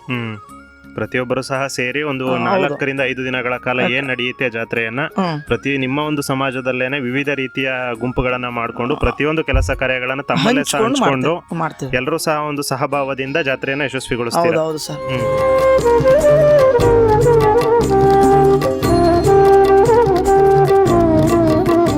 ಸರ್, ಪ್ರತಿನಿತ್ಯ ದೇವಿಗೆ ಆಗುವಂತಹ ಒಂದು ವಿಶೇಷ ಪೂಜೆ ಮತ್ತು ಅಭಿಷೇಕಗಳ ಬಗ್ಗೆ ತಿಳಿಸೋದಾದ್ರೆ, ಪ್ರತಿನಿತ್ಯ ದೇವಸ್ಥಾನದಲ್ಲಿ ಬೆಳಗ್ಗೆ 7ರಿಂದ 10 ಗಂಟೆ ತನಕ ಪುರೋಹಿತರು ಇರ್ತಾರೆ. ಪ್ರತಿನಿತ್ಯ ಅವರು ಒಂದು ಆಸೋಪಾಸ ಯಾವ್ದಾರ ಕಾರ್ಯಕ್ರಮಗಳು ಒಪ್ಪಿದ್ರೆ ಒಂದು ಅರ್ಧ ಗಂಟೆ ವ್ಯತ್ಯಾಸ ಆಗ್ಬೋದು, 10 ಗಂಟೆ ತನಕ ಇರ್ತಾರೆ. ಅದಾದ ನಂತರ ದೇವಸ್ಥಾನ ಬಾಗಿಲನ್ನ ಹಾಕ್ತಾರೆ. ಸಂಜೆ ಇನ್ನು 6 ಗಂಟೆಯಿಂದ 8:30 ತನಕ ಇರ್ತಾರೆ. ಇದು ಪ್ರತಿನಿತ್ಯ ಕಾರ್ಯಕ್ರಮ. ಅದರಲ್ಲಿ ಮಂಗಳವಾರ ದಿನ ವಿಶೇಷ ದೇವಿಗೆ, ಶಕ್ತಿ ದೇವತೆಗೆ ವಿಶೇಷವಾಗಿರೋದ್ರಿಂದ ಬೆಳಿಗ್ಗೆನೆ ಬಂದು ಅವ್ರೊಂದು 6 ಗಂಟೆಗೆ ಆಗ್ಬೋದು, ಅವ್ರು ಯಾವ ರೀತಿ ಅನುಕೂಲ ಆಗುತ್ತೆ ಆ ರೀತಿ ಅಭಿಷೇಕ ಇರುತ್ತದೆ. ಅದರಲ್ಲಿ ಭಕ್ತಾದಿಗಳು ನಮ್ಮ ಸಮಾಜದವರು ಸಹ ಎಳ್ನೀರು ಪ್ರತಿ ವಾರ ಕೊಡ್ತಾರೆ. ಕೊಡೋಂಥವ್ರು ಎಳ್ನೀರು ಆಗ್ಬೋದು, ಮೊಸರು ಆಗ್ಬೋದು, ಹಾಲು ಆಗ್ಬೋದು, ಸಕ್ಕರೆ ಆಗ್ಬೋದು, ಅಭಿಷೇಕಕ್ಕೆ ಏನ್ ಬೇಕು ಅದು ಒಬ್ಬೊಬ್ರು ನಮ್ಮ ಕೈಲಿ ಆದದ ಅಂತದ್ನ ಸಹಾಯ ಮಾಡ್ತಾರೆ. ಅದನ್ನ ಪುರೋಹಿತರು ಯಾರ್ಯಾರು ಕೊಡ್ತಾರೆ ಅನ್ನೋದು ಅವ್ರಿಗೆ ಗೊತ್ತಿರುತ್ತೆ. ಅವರಿಂದ ಅವ್ರು ಕಲೆಕ್ಟ್ ಮಾಡಿ ಅವತ್ತಿನ ಕಾರ್ಯನ ಮುಗಿಸ್ತಾರೆ.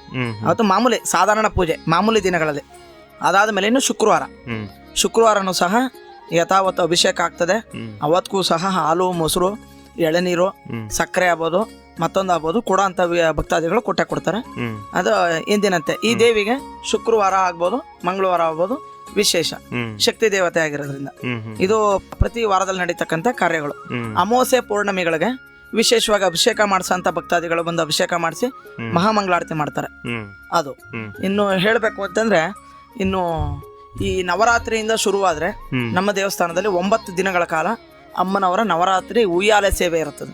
ಉಯ್ಯಾಲೆ ಸೇವೆ ಅದು ಅಷ್ಟೇನೆ.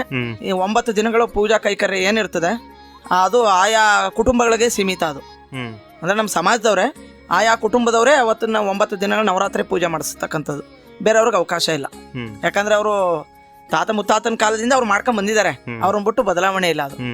ಇನ್ನು ನವರಾತ್ರಿ 9 ದಿನಗಳಾದ್ಮೇಲೆ ನೆಕ್ಸ್ಟ್ ಇನ್ನು ಕಾರ್ತಿಕ ಮಾಸ ಬರುತ್ತೆ. ಹ್ಮ್. ಕಾರ್ತಿಕ ಮಾಸದಲ್ಲಿ ಕಾರ್ತಿಕ ದೀಪಾವಳಿ ಹಬ್ಬದ ನರಕ ಚತುರ್ದಶಿಯಿಂದ ಶುರು ಆದ್ರೆ ಹ್ಮ್. ಇನ್ನು ವಿಷ್ಣು ಪೂಜೆ ಅನ್ಬಿಟ್ಟು ಬರುತ್ತೆ ನಮ್ಮಲ್ಲಿ. ಹ್ಮ್. ಯಾಕಂದ್ರೆ ನಾವು ವೈಷ್ಣವ ಆದಕ ಹ್ಮ್. ವಿಷ್ಣುವಿನ ಆರಾಧಕರು ನಾವು. ಹ್ಮ್. ಅಂದ್ರೆ ನಮ್ಮ ಮನೆ ದೇವರುಗಳೆಲ್ಲ ಸರಗೂರ್ಲಿ ಇರ್ತಕ್ಕಂಥ ತೊಗಟವೀರ ಸಮಾಜದಲ್ಲಿ ಇರೋರಿಗೆಲ್ಲ ರಾಮ ಕೃಷ್ಣ ಗೋವಿಂದ ಹ್ಮ್. ಇವ್ರುಗಳೇ. ಇವ್ರುಗಳೇನೆ. ಶಿವನ ಒಕ್ಕಲು ಯಾರು ಇಲ್ಲ. ಹ್ಮ್. ಅಂದ್ರೆ ಲಾಸ್ಟ್ ಅಲ್ಲಿ ಬೀಳುತ್ತೆ. ಹ್ಮ್. ಅಂದ್ರೆ ವಿಷ್ಣು ದೀಪೋತ್ಸವ ಅನ್ಬಿಟ್ಟು ಬೀಳುತ್ತೆ. ಅದು ಆಲ್ಮೋಸ್ಟ್ ಅಲ್ಲೂ ಇಲ್ಲಿ ಮಾಡ್ತಾರೆ, ಶ್ರೀರಂಗಪಟ್ಟಣದಲ್ಲಿ ಮಾಡ್ತಾರೆ, ಚುಂಚನಘಟ್ಟಲ್ಲಿ ಮಾಡ್ತಾರೆ. ಹ್ಮ್. ಅಂದ್ರೆ ನಮಗೆ ನಿಯರೆಸ್ಟ್ ಹ್ಮ್. ಇರೋದು. ಅದು ಬಿಟ್ರೆ ಹುಲ್ಲಿಕೊರ ವೇಣುಗೋಪಾಲ ಸ್ವಾಮಿ ದೇವಸ್ಥಾನದಲ್ಲಿ ಹ್ಮ್. ಅವತ್ತಿಗೂ ಸಹ ವಿಶೇಷ ಇರುತ್ತೆ. ಅದನ್ನು ಸಹ ಹ್ಮ್. ನಮ್ಮ ಸಮಾಜದವರೇ ಹೋಗಿ ಮಾಡೋದು, ಹ್ಮ್. ಬೇರೆ ಇತರೆ ಸಮಾಜದವ್ರು ಯಾರು ಇಲ್ಲ. ಹ್ಮ್. ಅವತ್ತಿಗೂ ಸಹ ಕಾರ್ತಿಕ ಮಾಸದ ಕೊನೆಯ ದಿನ ಹ್ಮ್. ಅನ್ನದಾಸೋಹ ಇರುತ್ತೆ ಹುಲ್ಲಿಕೊರದಲ್ಲಿ. ಹ್ಮ್. ಅದು ವೇಣುಗೋಪಾಲ ಸಮಿತಿಯವರು ಮಾಡ್ತಾರೆ. ಹ್ಮ್. ಆ ರೀತಿ ಆಗ್ತದೆ. ಹ್ಮ್. ಅದು ಕಮ್ಮಿ ಅಂದ್ರೆ 1.5 ತಿಂಗಳಾಗ್ಬೋದು, ಹ್ಮ್. ಇಲ್ಲ ಒಂದು 30 ದಿನ ಆಗ್ಬೋದು. ಹ್ಮ್. ಯಾವ ರೀತಿ ಕಾರ್ತಿಕ ಮಾಸದಲ್ಲಿ ವಿಷ್ಣು ದೀಪೋತ್ಸವ ಯಾವತ್ತು ಕೊನೆ ಆಗುತ್ತೆ ಅವತ್ತಿಗೆ ಕಾರ್ತಿಕ ಮಾಸ ಮುಗಿಯುತ್ತೆ. ಹ್ಮ್. ಪೂಜೆ ಅದು ವಿಶೇಷ ಪೂಜೆ ಮುಗಿಯುತ್ತೆ. ಹ್ಮ್. ಇನ್ನು ಅದಾದ ನಂತರ ಇನ್ನು ಧನುರ್ಮಾಸ ಶುರುವಾಗುತ್ತೆ. ಹ್ಮ್. ಧನುರ್ಮಾಸದಲ್ಲಿ ಶುರುವಾದ್ರೆ ಹ್ಮ್. ಇನ್ನು ಮಕರ ಸಂಕ್ರಮಣ ಬಂದು ಹ್ಮ್. ಮಕರ ಸಂಕ್ರಮಣ ಆದ್ಮೇಲೆ ಅಲ್ಲಿಗೆ ಧನುರ್ಮಾಸದ ಪೂಜೆನೂ ಅಷ್ಟೇ. ಹ್ಮ್. ಅದು ಒಂದು ತಿಂಗಳು ಸತತ ಹ್ಮ್. ನಮ್ಮ ತೊಗಟವೀರ ಸಮಾಜದ ಬೀದಿಗಳೇನಿದೆ ಹ್ಮ್. ಅಲ್ಲಿ ಪ್ರತಿನಿತ್ಯ ನಮ್ಮ ಶಾಲಾ ಮಕ್ಕಳು, ಹ್ಮ್. ಆಮೇಲೆ ತೊಗಟವೀರ ಸಮಾಜದ ಭಜನಾ ಮಂಡಳಿ ಅವರು ಇದ್ದಾರೆ. ಹ್ಮ್. ಪ್ರತಿನಿತ್ಯ ಬೆಳಗ್ಗೆ 5 ಗಂಟೆಗೆ ಎದ್ದು ಹ್ಮ್. ದೇವರನ್ನ ಉತ್ಸವ ರೆಡಿ ಮಾಡ್ಕೊಂಡು ಮಕ್ಕಳು ಕಟ್ಕೊಂಡು ಹ್ಮ್. ಅವರು ಪ್ರತಿನಿತ್ಯ ಒಂದು ಏನ್ ಧನುರ್ಮಾಸ ಶುರುವಾಗಿ ಹ್ಮ್. ಮಕರ ಸಂಕ್ರಮಣದ ತನಕನು ಹ್ಮ್. ಅವರು ಉತ್ಸವ ಮಾಡ್ತಾರೆ. ಅವರು ಹ್ಮ್. ಅದು ಅವರು ಇದು ಹ್ಮ್. ಅಂದ್ರೆ ಸೇವಾರ್ಥದಾರರು ಇರ್ತಾರೆ. ಆಯಾ ದಿನಕ್ಕೆ ಆಯಾ ಇವರು ಇಂತಿಷ್ಟು ಹೂವು ಹ್ಮ್. ಪ್ರಸಾದ ವ್ಯವಸ್ಥೆ ಎಲ್ಲಾನು ಅವ್ರು ಮಾಡಿರ್ತಾರೆ. ಹ್ಮ್. ಅಂದ್ರೆ ಉತ್ಸವ ಮಾಡ್ಕೊಡೋ ಜವಾಬ್ದಾರಿ ಹೌದು. ಈ ಭಜನಾ ಮಂಡಳಿ ಅವ್ರದ್ದು. ಹ್ಮ್. ಇನ್ನೆಲ್ಲಾ ರೀತಿಯಲ್ಲೂ ಸಮಾಜದವ್ರು ಸಹಕರಿಸ್ತಾರೆ. ಹ್ಮ್. ಅವತ್ತಿಗೂ ಸಹ ಬಹಳ ಚೆನ್ನಾಗಿ ನಡೆಯುತ್ತೆ. ಹ್ಮ್. ಪ್ರತಿನಿತ್ಯ 7 ಗಂಟೆ 7:15 ಮಹಾಮಂಗಳಾರತಿ ಆಗುತ್ತೆ ಹ್ಮ್. ಧನುರ್ಮಾಸದಲ್ಲಿ. ಹ್ಮ್. ಆ ರೀತಿನೇ ಆಗಿ ಮಕರ ಸಂಕ್ರಮಣದ ತನಕ ನಡೆಯುತ್ತೆ. ಹ್ಮ್. ಇನ್ನು ಮಾಮೂಲಿನ ಶಿವರಾತ್ರಿ ದಿನ ಮಾಮೂಲಿ ಪೂಜೆ ನಡೆಯುತ್ತೆ. ಹ್ಮ್. ಯುಗಾದಿ ಹಬ್ಬದ ದಿನ ದೇವರಿಗೆ ಬಹಳ ವಿಶೇಷವಾಗಿ ಪೂಜೆ ಮಾಡಿ ಹ್ಮ್. ಎಲ್ಲಾನು ಮಾಡ್ತಾರೆ. ಯುಗಾದಿ ಹಬ್ಬ ಆದ್ಮೇಲೆ ನೆಕ್ಸ್ಟ್ ಇನ್ನು ನಮ್ಮ ಹಬ್ಬ ಬರುತ್ತೆ, ಹ್ಮ್. ಚೌಡೇಶ್ವರಿ ಹಬ್ಬ. ಹೌದು. ಚೌಡೇಶ್ವರಿ ಹಬ್ಬ ಆದ್ಮೇಲೆ ಈ ಆಷಾಢ ಮಾಸದಲ್ಲಿ ಅಮಾವಾಸ್ಯೆ ಬರುತ್ತೆ. ಹ್ಮ್.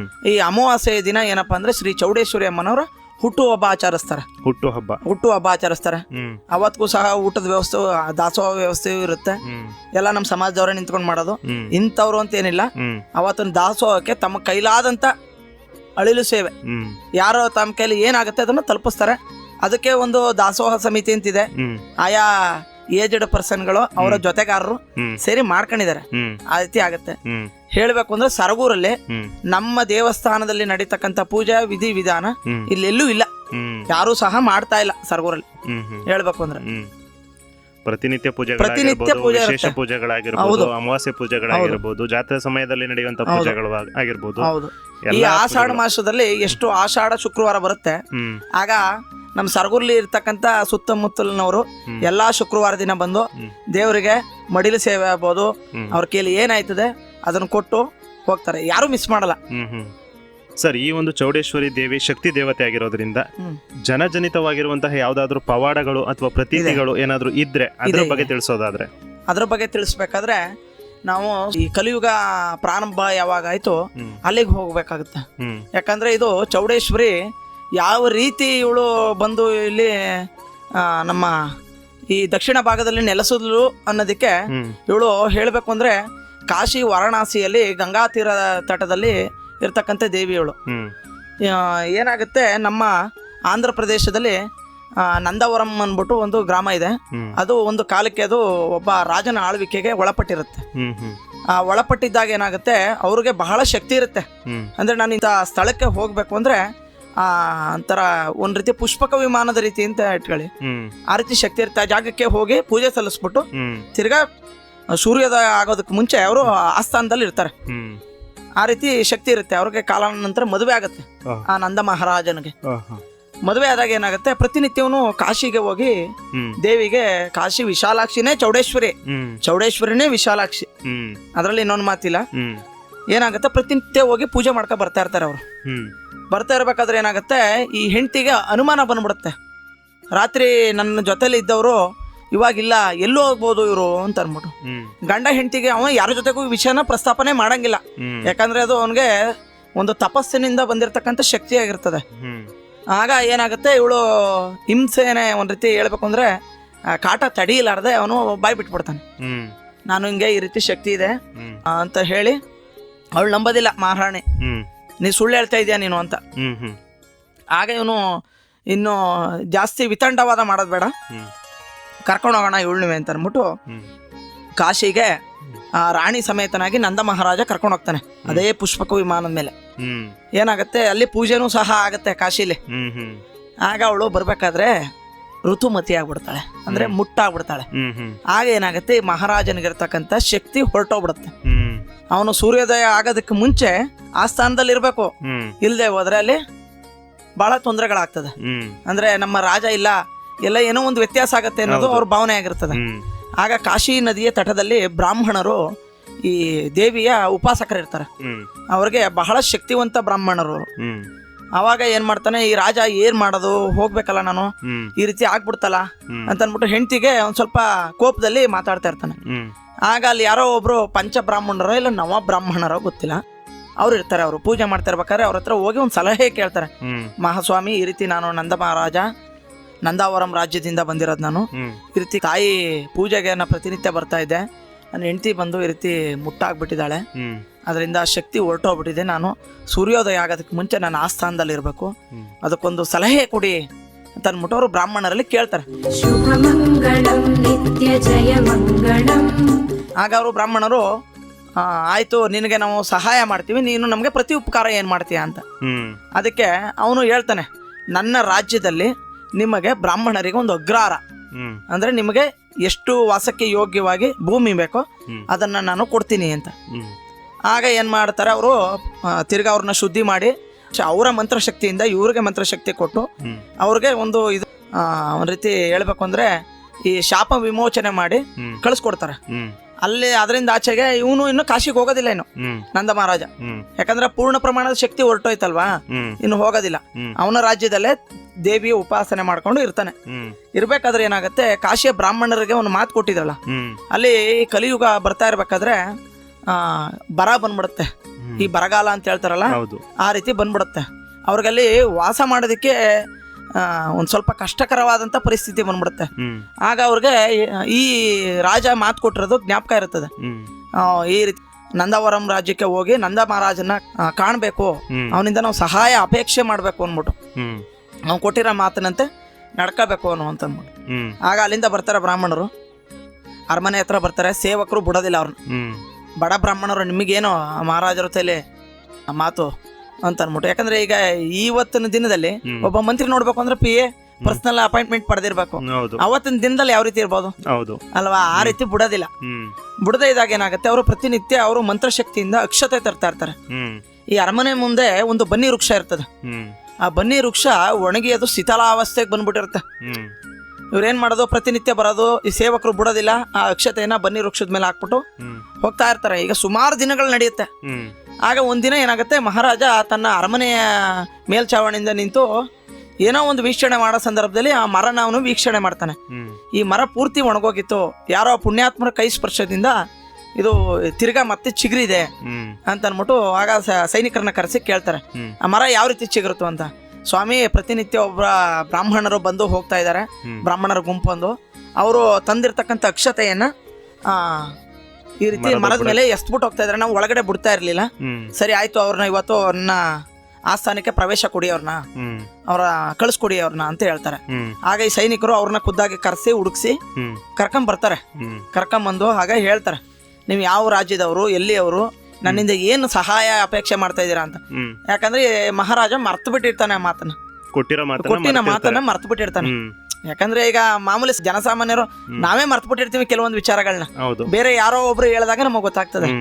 ಆಗ ಅವರು ಹೇಳ್ತಾರೆ, ಈ ರೀತಿ ನೀವು ಕಾಶಿಗೆ ಬಂದಿದ್ರೆ ಅಲ್ಲಿ ಈ ರೀತಿ ನೀವು ಶಕ್ತಿಯೆಲ್ಲ ಕಳ್ಕೊಂಡಿದ್ರೆ ನಾವು ನಿಮಗೆ ತಿರ್ಗಾ ಶಕ್ತಿಯನ್ನು ತುಂಬಿ ನಿಮ್ಮನ್ನ ನಿಮ್ಮ ರಾಜ್ಯಕ್ಕೆ ಕಳಿಸ್ಕೊಟ್ಟು ಆಗ ನೀವು ನಮಗೆ ನಿಮ್ಮ ರಾಜ್ಯದಲ್ಲಿ ವಾಸ ಮಾಡೋದಕ್ಕೆ ಅನುಕೂಲ ಆಗತಕ್ಕಂತ ರೀತಿಯಲ್ಲಿ ಭೂಮಿಯನ್ನು ಕೊಡ್ತೀನಿ ಅಂತ ಹೇಳಿದ್ರಿ ಅಂತಂದಾಗ ಈ ರಾಜ ಹೇಳ್ತಾನೆ, ನಾನು ಆ ರೀತಿ ಮಾತು ಕೊಟ್ಟಿದ್ನ, ಅದಕ್ಕೆ ಸಾಕ್ಷಿ ಯಾರು ಅಂತ ಕೇಳ್ತಾರೆ, ಮರ್ತಿರೋದ್ರಿಂದ.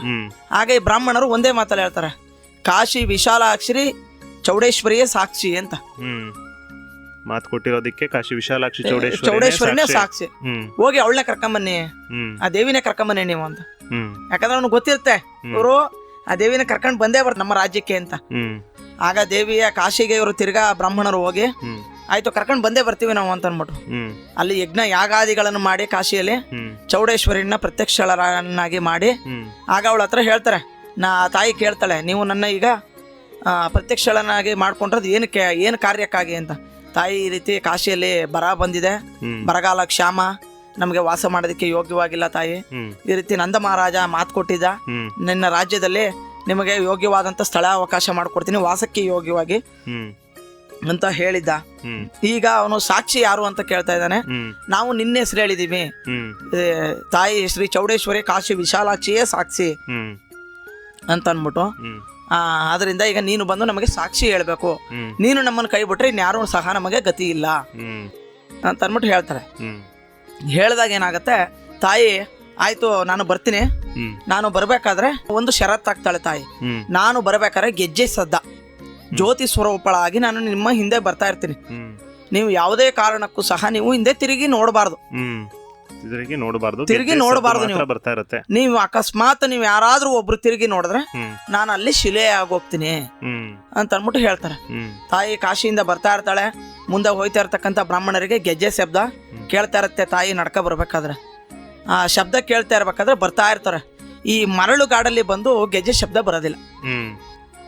ಆಗ ಏನಾಗತ್ತೆ, ಈ ಬ್ರಾಹ್ಮಣರಿಗೆ ಭಯ ಬಂದ್ಬಿಡುತ್ತೆ, ತಾಯಿಯೂ ಸಹ ನಮ್ಮನ್ನು ಕೈ ಬಿಟ್ಬಿಟ್ಲು ಅಂತ ಅನ್ಬಿಟ್ಟು. ಯಾರೋ ಒಬ್ಬ ಅಲ್ಲಿರ್ತಕ್ಕಂಥ ಬ್ರಾಹ್ಮಣರಲ್ಲಿ ಅವನು ತಿರುಗಿ ನೋಡ್ಬಿಡ್ತಾನೆ. ಆಗ ತಾಯಿ ನಂದವರಂ ಊರೇನಿದೆ ಅಲ್ಲಿ ಕೆರೆ ಇರುತ್ತೆ, ಕೆರೆಯಲ್ಲಿ ಅವಳು ಶಿಲೆಯಾಗಿ ನಿಂತು ಬಿಡ್ತಾಳೆ ಅವಳು. ಆಗ ತಾಯಿನ ತಿರ್ಗಾ ಪೂಜೆ ಪುನಸ್ಕಾರಗಳನ್ನು ಮಾಡಿ ತಾಯಿ ಕೈಯಲ್ಲಿ ಅಶರೀರವಾಣಿ ಬರುತ್ತೆ. ಈಗ ನೀನು ಹೋಗಿ ಮಹಾರಾಜನ ಕರ್ಕೊಂಬ, ನೀನು ನಂದರಾಜನ, ನಾನು ಅವನಿಗೆ ಸಾಕ್ಷಿ ಹೇಳ್ತೀನಿ ನಾನು ಅಂತ. ಆ ರಾಜ ಅಲ್ಲಿಂದ ಒಂದು ರೀತಿ ಹೇಳ್ಬೇಕು ಅಂದ್ರೆ ತಾಯಿ ಬಂದಿದ್ದಾಳೆ ಅನ್ಬಿಟ್ಟು ತಾಯಿ ನೋಡುತ್ತಷ್ಟೇ ಮಕ್ಕಳು ಯಾವ ರೀತಿ ಓಡ್ ಬರ್ತಾರೆ ಆ ರೀತಿ ಓಡ್ ಬರ್ತಾನೆ ಅವನು. ಯಾಕಂದ್ರೆ ತಾಯಿ ಅವನು ಪೂಜೆ ಮಾಡ್ತಾ ಇರ್ತಕ್ಕಂಥ ಸಾಕ್ಷಾತ್ ತಾಯಿ ವಿಶಾಲಾಕ್ಷಿ ತಾಯಿ ಚೌಡೇಶ್ವರಿ ಬಂದಿದ್ದಾಳೆ ಅನ್ಬಿಟ್ಟು ರಾಣಿ ಸಮೇತವಾಗಿ ಬರ್ತಾನೆ. ಬಂದಾಗ ಏನಾಗುತ್ತೆ, ತಾಯಿ ಹೇಳ್ತಾಳೆ, ಇವ್ರಿಗೆ ನೀನು ಮಾತು ಕೊಟ್ಟಿದ್ದು ನಿಜ, ಅವ್ರಿಗೆ ಮಾತಿನಂತೆ ನಡ್ಕೋ ನೀನು ಅಂತ. ತಾಯಿ ಅದು ನನಗೆ ಜ್ಞಾನೋದಯ ಆಯ್ತು ತಾಯಿ, ಅವ್ರು ಬಂದು ಹೋದ್ಮೇಲೆ ನಾನು ಇದಕ್ಕೆ ಒಂದು ಹುಸಿ ಆಡ್ದೆ, ನನ್ನ ತಪ್ಪಾಯ್ತು, ನಾನು ಪ್ರತಿನಿತ್ಯ ಕಾಶಿಗೆ ಬಂದು ನಿನ್ನ ಪೂಜೆ ಮಾಡೋದಿಕ್ಕೆ ಆಗೋದಿಲ್ಲ, ನೀನು ಬಂದು ನನ್ನ ರಾಜ್ಯದಲ್ಲಿ ನೆಲೆ ಆಗ್ಲಿ ಅಂತ ಅನ್ಬಿಟ್ಟು ನಾನು ಈ ರೀತಿ ಹುಸಿ ಆಡದೆ ಅಂತ ಅನ್ಬಿಟ್ಟು ನಾಟಕ ಆಡದೆ ಅಂತ ಮಾತನ್ನ ಹೇಳ್ತಾನೆ. ಆಗ ಹೇಳ್ದಾಗ ಏನಾಗುತ್ತೆ, ಅಲ್ಲಿ ಬ್ರಾಹ್ಮಣರಿಗೆ ಒಂದು ಅಗ್ರಹಾರನ್ನು ಮಾಡ್ಕೊಡ್ತಾರೆ. ಅವ್ರಿಗೆ ಎಷ್ಟು ವಾಸಕ್ಕೆ ಯೋಗ್ಯವಾಗಿ ಭೂಮಿ ಬೇಕು ಎಲ್ಲಾನು ಕೊಡ್ತಾರೆ ಆ ರಾಜ. ಕಾಲಾನಂತರದಲ್ಲಿ ಏನಾಗಿರುತ್ತೆ, ರಾಜನಿಗೆ ಮಕ್ಕಳಿರೋದಿಲ್ಲ. ಆಗ ದೇವಿ ಉಪಾಸನೆ ಮಾಡಿ, ದೇವಿ ದೇವಸ್ಥಾನ ದೇವಾಲಯ ಮಾಡಿ ಎಲ್ಲಾನು ಮಾಡಿ ಪೂಜೆ ನಡೆಸ್ತಾ ಇರ್ತಾನೆ. ಇವನು ದೇವಿ ಆರಾಧಕ, ದೇವಿಯ ಪೂಜೆ ಮಾಡ್ತಾ ಇರ್ಬೇಕಾದ್ರೆ ದೇವಿಗೆ ಕೇಳ್ತಾನೆ, ನನಗೆ ಯಾಕೆ ಇನ್ನು ನೀನು ಸಂತಾನ ಫಲ ಕೊಟ್ಟಿಲ್ಲ ನೀನು ಅಂತ. ಆಗ ತಾಯಿ ಹೇಳ್ತಾಳೆ, ನಿನಗೆ ಹೇಳಬೇಕು ಅಂದ್ರೆ ಒಂದು ರೀತಿ ದಿವ್ಯ ತೇಜಸ್ಸುಳ್ಳ ಮಗನನ್ನು ನಾನು ನಿನಗೆ ಪ್ರಸಾದಿಸ್ತೀನಿ, ಆದ್ರೆ ಅವನು ಲೋಕ ಕಾರ್ಯವಾಗಿ ಅವನು ಇರಬೇಕು ಅಂತ ಅಂದ್ಬಿಟ್ಟು ಹೇಳಿರ್ತಾಳೆ. ಆಗ ತಾಯಿ ಏನ್ ಮಾಡ್ತಾಳೆ, ಒಂದು ಕಳಸದ ರೂಪದಲ್ಲಿ ಅಮೃತ ಕಳಶ ಅಂತ ಈ ಇದನ್ನ ಈ ನೀರನ್ನ ನಿನ್ನ ಹೆಂಡತಿಗೆ ಕೊಡು ಅಂತ ಅಂದ್ಬಿಟ್ಟು ಹೇಳಿರ್ತಾನೆ ತಾಯಿ ರಾಜನಿಗೆ. ಅವ ಅದೇ ರೀತಿ ರಾಜನು ಸಹ ತಗೊಂಬಂದು ಅರಮನೆಗೆ ಮಡಗಿರ್ತಾನೆ, ದೇವ್ರ ಮನೆ ಕೋಣೆಯಲ್ಲಿ ಮಡಗಿರ್ತಾನೆ. ತಾಯಿಗೆ ಸ್ನಾನ ಮಾಡ್ಕೊಂಬಂದು ನಮಸ್ಕಾರ ಮಾಡ್ಬಿಟ್ಟು ಆ ಪ್ರಸಾದವನ್ನು ಸ್ವೀಕರಿಸು ಅಂತ ಅಂದ್ಬಿಟ್ಟು ಮಹಾರಾಣಿಗೆ ಹೇಳಿರ್ತಾಳೆ. ಏನಾಗೋಗುತ್ತೆ, ಅವಳು ಮಹಾರಾಣಿ ಸ್ನಾನ ಮಾಡ್ಕೊಂಬಂದು ದೇವಿಯ ಮುಂದೆ ಇಟ್ಟಿರ್ತಕ್ಕಂಥ ಇದಿರುತ್ತೆ ಏನಿರುತ್ತೆ ಅಮೃತ ಕಳಶ, ಅಚಾನಕ್ಕಾಗಿ ಕೈ ತಗಲಿ ಅದು ದೇವರ ಮನೆ ಎದುರುಗಡೆ ಇರ್ತಕ್ಕಂಥ ಕೊಳ, ಆ ಕೊಳದೊಳಗಡೆ ಇರ್ತಕ್ಕಂಥ ತಾವರೆ ಮೇಲೆ ಅದು ಬಿದ್ದುಬಿಡುತ್ತೆ. ಅದು ಆ ತಾವರೆ ಒಳಗಿಂದ ಒಂದು ಜನನವಾಗುತ್ತೆ. ಅವರೇ ಪುಷ್ಪಾಂಡಜ ಮುನಿಗಳು, ನಮ್ಮ ತೊಗಟವೀರ ಸಮಾಜದ ಮೂಲ ಪುರುಷರು. ಅವರು ಉದ್ಭವ ಆಗ್ತಾರೆ. ಅಂದ್ರೆ ಅದು ಉದ್ಭವ ಆಗಕ್ ಮುಂಚೆ ರಾಜ ಈ ರೀತಿ ಆಗೋಯ್ತಲ್ಲ, ನೀನು ಕೊಟ್ಟದ್ದು ನನಗೇನು ಫಲಿಸ್ತಿಲ್ವಲ್ಲ ಅನ್ಬಿಟ್ಟು ರೋಧಿಸ್ತಾನೆ, ತುಂಬಾ ದುಃಖಿತನಾಗ್ತಾನೆ. ಆಗ ತಾಯಿ ಶರೀರವಾಣಿ ತಿರ್ಗಾ ಅವನಿಗೆ ಕೇಳಿಸುತ್ತೆ, ಆಗಿರೋದೆಲ್ಲ ಒಳ್ಳೇದಕ್ಕೆ, ಈಗ ನೋಡು ಆ ಪುಷ್ಪದ ಒಳಗಡೆಯಿಂದ ಒಂದು ಮಗು ಜನನವಾಗುತ್ತದೆ, ಅದೇ ನಿನ್ನ ವಂಶೋದ್ಧಾರಕ ಅಂತ ಅಂದ್ಬಿಟ್ಟು ಹೇಳಿರುತ್ತೆ. ಆಗ ಆಯ್ತು ಅಂದ್ಬಿಟ್ಟು ಆ ಪುಷ್ಪದಿಂದ ಒಂದು ಮಗು ಹುಟ್ಟುತ್ತೆ, ಅದೇ ಪುಷ್ಪಾಂಡಜ ಮುನಿ ಮಹರ್ಷಿಗಳು. ಅವರು ಏನ್ ಮಾಡ್ತಾರೆ, ಅವರು ಋಷಿ ಮುನಿಗಳಾಗ್ತಾರೆ. ಅವರು ರಾಜನ ಮಗನಾಗಿದ್ರು ಸಹ ಋಷಿಗಳ ರೀತಿ ಅವರು ತಾಯಿ ಆರಾಧಕರಾಗ್ತಾರೆ. ಆರಾಧಕರಾಗಿ ತಾಯಿ ಚಂಡಮುಂಡರನ್ನು ಸಂಹಾರ ಮಾಡ್ಬೇಕಾದ್ರೆ ಅವಳಿಗೆ ಶಕ್ತಿ ಬೇಕಾಗಿರ್ತದೆ, ರಾಕ್ಷಸರನ್ನ ಸಂಹಾರ ಮಾಡ್ಬೇಕಾದ್ರೆ. ಆಗ ಇವರು ದೇವಿ ಉಪಾಸಕರು. ತಾಯಿ ಹೇಳ್ತಾಳೆ, ನನಗೆ ಶಕ್ತಿ ಸಾಲ್ತಾ ಇಲ್ಲ, ನನಗೆ ಕ್ಷತ್ರಿಯ ಕುಲದ ಮಕ್ಕಳು ಬೇಕು, ನನ್ನ ಜೊತೆಗೆ ಹೋರಾಡ್ತಕ್ಕಂಥ ಸೈನಿಕರು ಬೇಕು ಅಂತ. ಆಗ ಏನ್ ಮಾಡ್ತಾರೆ ಇವರು, ಯಜ್ಞ ಯಾಗಾದಿಗಳನ್ನು ಮಾಡಿ, ಪುಷ್ಪಾಂಡ ಮುನಿ ಮಹರ್ಷಿಗಳು ಯಜ್ಞ ಯಾಗಾದಿಗಳ ಜೊತೆಗೆ ತಾಯಿಗೆ ಹವಿಸ್ಸು ಅಂದ್ರೆ ಶಕ್ತಿ ತುಂಬ್ತಾರೆ. ಅವಳು ರಾಕ್ಷಸರನ್ನ ಸಂಹಾರ ಮಾಡೋದಕ್ಕೆ ಏನ್ ಶಕ್ತಿ ಬೇಕು ತುಂಬ್ತಾರೆ. ತುಂಬೇಕಾದ್ರೆ ಅವಳ ಜೊತೆಗೆ ಹೋರಾಡೋದಕ್ಕೆ ಸೈನಿಕರು ಬೇಕಲ್ಲ. ಆಗ ತಾಯಿ ಅಕ್ಷತೆ ಕೊಡ್ತಾಳೆ, ಇದನ್ನ ಯಜ್ಞ ಕುಂಡದಲ್ಲಿ ನೀನು ಬಿಡ್ತಾ ಇದ್ರೆ ಈ ಕಡೆಯಿಂದ ವೀರರು ಎದ್ದು ಬರ್ತಾ ಇರ್ತಾರೆ ಅಂತ. ಅದಕ್ಕೆ ನಮ್ಮ ದೇವಸ್ಥಾನದಲ್ಲಿ ಪೂಜೆ ಮಾಡ್ಬೇಕಾದ್ರೆ ಹೇಳ್ತಾರೆ, 360 ఇంటికి వీరలు నీ మీటిన వారు నెగడి రామమ్మ నెగడి కటాక్షములు చేత నీకెంత కోపము నీ బిడ్డ మీద. ಅಂದ್ರೆ 360 ಜನ ವೀರರು ನಿನ್ನ ಮಕ್ಕಳೇ ನಾವು, ನಿನ್ನ ಮಕ್ಕಳ ಮೇಲೆ ನಿನಗೆಂತ ಕೋಪ, ನೀನು ಹುಟ್ಟಿಸಿರ್ತಕ್ಕಂಥ ಮಕ್ಕಳು ನಾವು ಅಂತ. ಆ ಸೈನಿಕರೇ ತೊಗಟವೀರ ಸಮಾಜದ ಮೂಲ ಪುರುಷರು. ಪುಷ್ಪಾಂಡಜ ಮುನಿ ನಂತರ ಅವರೇ ಚೌಡೇಶ್ವರಿ ಆರಾಧಕರಾಗ್ತಾರೆ. ಕ್ಷತ್ರಿಯ ಕುಲದಲ್ಲಿ ಹುಟ್ಟದ ರೀತಿ ಆಗುತ್ತದೆ.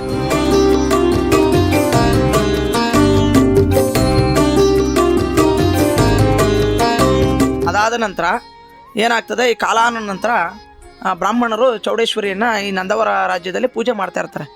ಕಲಿಯುಗ ಹತ್ರ ಬರ್ತಾ ಬರ್ತಾ ಬರ್ತಾ ಏನಾಗುತ್ತೆ, ಎಲ್ಲ ಅಧರ್ಮಗಳು ಸೃಷ್ಟಿ ಆಗ್ತಾ ಇರುತ್ತೆ. ಆಗ ತಾಯಿ ಹೇಳ್ತಾಳೆ ಪ್ರತ್ಯಕ್ಷಳಾಗಿ ಬ್ರಾಹ್ಮಣರಿಗೆ, ಇಂದಿಗೆ ನೀವು ನನಗೆ ಪೂಜೆ ಮಾಡಿದ್ದು ಸಾಕು, ಇನ್ನು ನೀವು ನನಗೆ ಪೂಜೆ ಮಾಡೋದು ಬೇಕಾಗಿಲ್ಲ. ನನ್ನದೇ ಸಮಾಜದವರಾದ ನನ್ನ ಕುಲಸ್ಥರಾದಂತಹ ದೇವಾಂಗ ಸಮಾಜ, ತೊಗಟವೀರ ಸಮಾಜ, ಕುರುವನ ಶೆಟ್ಟಿ, ಪಟ್ಟಮಶಾಲಿ, ಪದ್ಮಶಾಲಿ, ಈ ಪಂಚ ಇವ್ರ ಸಮಾಜದವರು ನನ್ನ ಪೂಜೆ ಮಾಡ್ತಾರೆ, ನೀವು ಎಷ್ಟು ದಿನ ಪೂಜೆ ಮಾಡೋದು ಸಾಕು ಅಂತ ಹೇಳಿ ಅವ್ರನಿಂದ ಪೂಜೆನ ಬಿಡಿಸ್ಬಿಡ್ತಾಳೆ. ಅನಂತರ ನಮ್ಮ ಕುಲದವರೇ ಈ 5 ಜನಾಂಗದವರು ಸೇರಿ ಪೂಜೆ ಮಾಡ್ಕೊಂಡು ಬರ್ತಾ ಇರ್ತಾರೆ. ಬರ್ತಾ ಇರ್ಬೇಕಾದ್ರೆ ಏನಾಗುತ್ತೆ, ಕಲಿಯುಗ ಬಂದಂಗೆ ಎಲ್ಲ ಹೊಸಸಿ ಧರ್ಮ ಎಲ್ಲ ನಶಿಸಿ ಹೋಗಿ ಅಧರ್ಮನೆ ತಾಂಡವಾಡೋದಕ್ಕೆ ಶುರುವಾಗುತ್ತೆ. ಅಲ್ಲಿಗೆ ನಂದರಾಜನೂ ಸಹ ಅವನು ಯುಗನೂ ಮುಗಿಯುತ್ತೆ, ಪುಷ್ಪಾಂಡಜ ಮುನಿಗಳು ಸಹ ಇದಾಗ್ತಾರೆ, ಅವ್ರದ್ದು ಇದು ಮುಗಿಯುತ್ತೆ. ಅದಾದ ನಂತರ ಇನ್ನು ಅಲ್ಲಿರ್ತಕ್ಕಂಥವರೆಲ್ಲ ಅಲ್ಲೇ ನಂದರಾಜ್ಯದಲ್ಲಿ ಆಂಧ್ರ ಪ್ರದೇಶದಲ್ಲಿ ವಾಸ ಮಾಡ್ತಾ ಇರ್ತಾರೆ. ಅಲ್ಲಿ ಇವತ್ತಿಗೂ ಸಹ ದೇವಸ್ಥಾನ ಇದೆ. ಅಂದ್ರೆ ಅಲ್ಲಿ ಏನಪ್ಪಾ ಇದೆ ಅಂತಂದ್ರೆ, ಮೇಲ್ಗಡೆ ಒಂದು ದೇವರಿದೆ, ಹತ್ತಿ ಮರದಲ್ಲಿ ಮಾಡಿರ್ತಕ್ಕಂಥ ಚೌಡೇಶ್ವರಿ, ಕೆಳಭಾಗದಲ್ಲಿ ಇರ್ತಕ್ಕಂಥದ್ದು ಕಾಶಿಯಿಂದ ಬಂದಂತ ಚೌಡೇಶ್ವರಿ ಇರೋದು. ಅಂದ್ರೆ ಅಲ್ಲಿಗೆ ಮೊದಲು ನಮ್ಮ ಪೂರ್ವಿಕರೆಲ್ಲ ನೋಡಿದಾರಂತೆ. ಅಂದ್ರೆ ನಮ್ಗೆ ಅಂತ ಪುಣ್ಯ ಇಲ್ಲ. ಅವರು ಯಾವ ರೀತಿ ಇದ್ದಾಳೆ ಅಂದ್ರೆ, ಅವಳು ಉಗ್ರ ಸ್ವರೂಪಳಾಗಿದ್ದಾಳಂತೆ. ಅಲ್ಲಿಗೆ ಬಿಡ್ಬೇಕಾದ್ರೆ ಅವರು ನಮ್ಮಲ್ಲಿ ಅಲುಗು ಸೇವೆ ಅಂತ ಏನ್ ಮಾಡ್ತೀವಿ, ಆ ಗುರ್ತಿರೋರು ಮಾತ್ರ ದೇವಾಲಯದ ಒಳಗಡೆ ಬಿಡ್ತಾ ಇದ್ರಂತೆ ದೇವ್ರು ನೋಡೋದಿಕ್ಕೆ. ಅದು ಘೋರ ರೂಪ ಇರೋದನ್ನ ನೋಡಿ ನಮ್ಮ ನರಮಾನವರು ತಡ್ಕೊಳಕ್ ಆಯ್ತಿರ್ಲಿಲ್ವಂತ. ಅಂದ್ರೆ ಆ ರೀತಿ ಅಷ್ಟು ಪವರ್ಫುಲ್. ಅದನ್ನ ಏನ್ ಮಾಡ್ತಾರೆ ಅವರು, ಆಗ ಅವರು ಸಹ ಇವ್ರುಗಳನ್ನ ವಿದ್ವಾಂಸರನ್ನ ಕೇಳಿ ಮಾಡಿದಾಗ ಈ ರೀತಿ ಮಾಡಿ ಆ ದೇವಸ್ಥಾನದ ಬಾಗಿಲನ್ನ ಬಂದ್ ಮಾಡ್ಬಿಡಿ, ಮೇಲ್ಗಡೆ ಇರ್ತಕ್ಕಂಥ ದೇವಿಗೆ ನೀವು ಪೂಜೆ ಮಾಡ್ಕೊಂಡು ಇರಿ. ವರ್ಷಕ್ಕೆ 1 ದಿನ, ಅದು ಯುಗಾದಿ ಹಬ್ಬ ಆದ 3 ದಿನಕ್ಕೆ ಬೀಳುತ್ತೆ ಅಲ್ಲಿ ಆ ಜಾತ್ರೆ ಸಂದರ್ಭದಲ್ಲಿ ಏನಿದೆ ಬಾಗಿಲು ಏನ್ ಮುಚ್ಚಿದಾರೆ ಅದಕ್ಕೆ ಅರಿಶಿಣದ ಮುಖಾಂತರ ಮುಚ್ಚಿರ್ತಾರೆ. ಅದನ್ನ ಕೆರೆದು ಅಲ್ಲಿಂದಾನೆ ಪೂಜೆ ಸಲ್ಲಿಸ್ಬಿಟ್ಟು, ಅಲ್ಲೂ ಸಹ ಬಹಳ ವಿಜೃಂಭಣೆಯಿಂದ ನಡೆಯುತ್ತೆ ನಂದವರಂಲಿ ಜಾತ್ರೆ. ಅದು ರಾತ್ರಿ ಟೈಮ್ ನಡೆಯೋದು. ಅದು ಒಂದು 1000 ಜ್ಯೋತಿಗಳು ಬರುತ್ತೆ.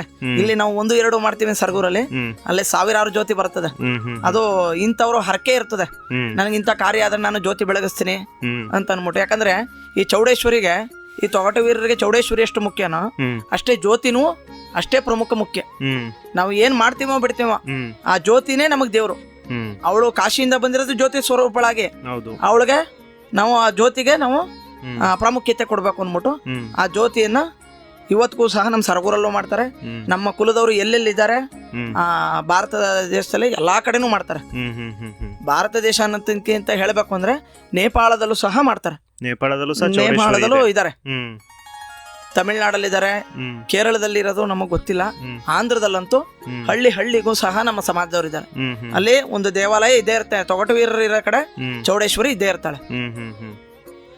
ಅದೇ ಒಂದು ಕುಲ ದೇವತೆ ಆಗಿರೋದ್ರಿಂದ ತೊಗಟವೀರರು ಎಲ್ಲಿ ವಾಸ ಮಾಡ್ತಾರೆ ಚೌಡೇಶ್ವರಿ ಇದ್ದೇ ಇರುತ್ತೆ. ಈ ಏನಾದ್ರೂ ಪೂಜೆ ಪುನಸ್ಕಾರಗಳು ಮಾಡ್ಬೇಕಾದ್ರೆ ನಮ್ಮಲ್ಲಿ ಒಂದು ಮದುವೆ ಮಾಡ್ಬೇಕಾದ್ರು ಅಷ್ಟೇ, ಒಂದು ಇದು ಮಾಡ್ಬೇಕಾದ್ರೆ ಗೋತ್ರಗಳು ಕೇಳ್ತಾರೆ. ಒಂದೇ ಗೋತ್ರದವ್ರಿಗೆ ಹೆಣ್ಣು ಕೊಡೋದಿಲ್ಲ ನಮ್ಮಲ್ಲಿ. ಒಂದೇ ಗೋತ್ರ ಇದ್ರೆ ಹೆಣ್ಣು ಕೊಡೋದಿಲ್ಲ. ಹೆಣ್ಣು ಕೊಡೋದಿಲ್ಲ. ಹ್ಮ್ ಹೇಳ್ಬೇಕು ಅಂದ್ರೆ ನಂದು ಶೆಟ್ಟವಳ್ಳ ಆಗಿದ್ರೆ ನಿಂದು ಪುಲಿವಳ್ಳ ಆಗಿರ್ಬೇಕು. ಶೆಟ್ಟವಳ್ಳು ಕೊಡೋದಿಲ್ಲ, ಪುಲಿವಳ್ಳು ಕೊಡೋದಿಲ್ಲ. ಒಂದೇ ಗೋತ್ರ ಆದ್ರೆ ಒಂದೇ ಗೋತ್ರ ಆದ್ರೆ ಕೊಡೋದಿಲ್ಲ, ವಿರುದ್ಧ ವಿರುದ್ಧ ಗೋತ್ರಗಳಾಗಿರ್ಬೇಕು. ಯಾಕಂದ್ರೆ ಒಂದೇ ಗೋತ್ರಗಳಾದ್ರೆ ಅವ್ರ ಪೂರ್ವಜರು ಒಂದೇ ಅಣ್ಣ ತಮ್ಮಂದಿರಾಗಿರ್ತಾರೆ. ಆದ್ರಿಂದ ನಮ್ಮಲ್ಲಿ ಆ ರೀತಿ ಮಾಡೋದಿಲ್ಲ.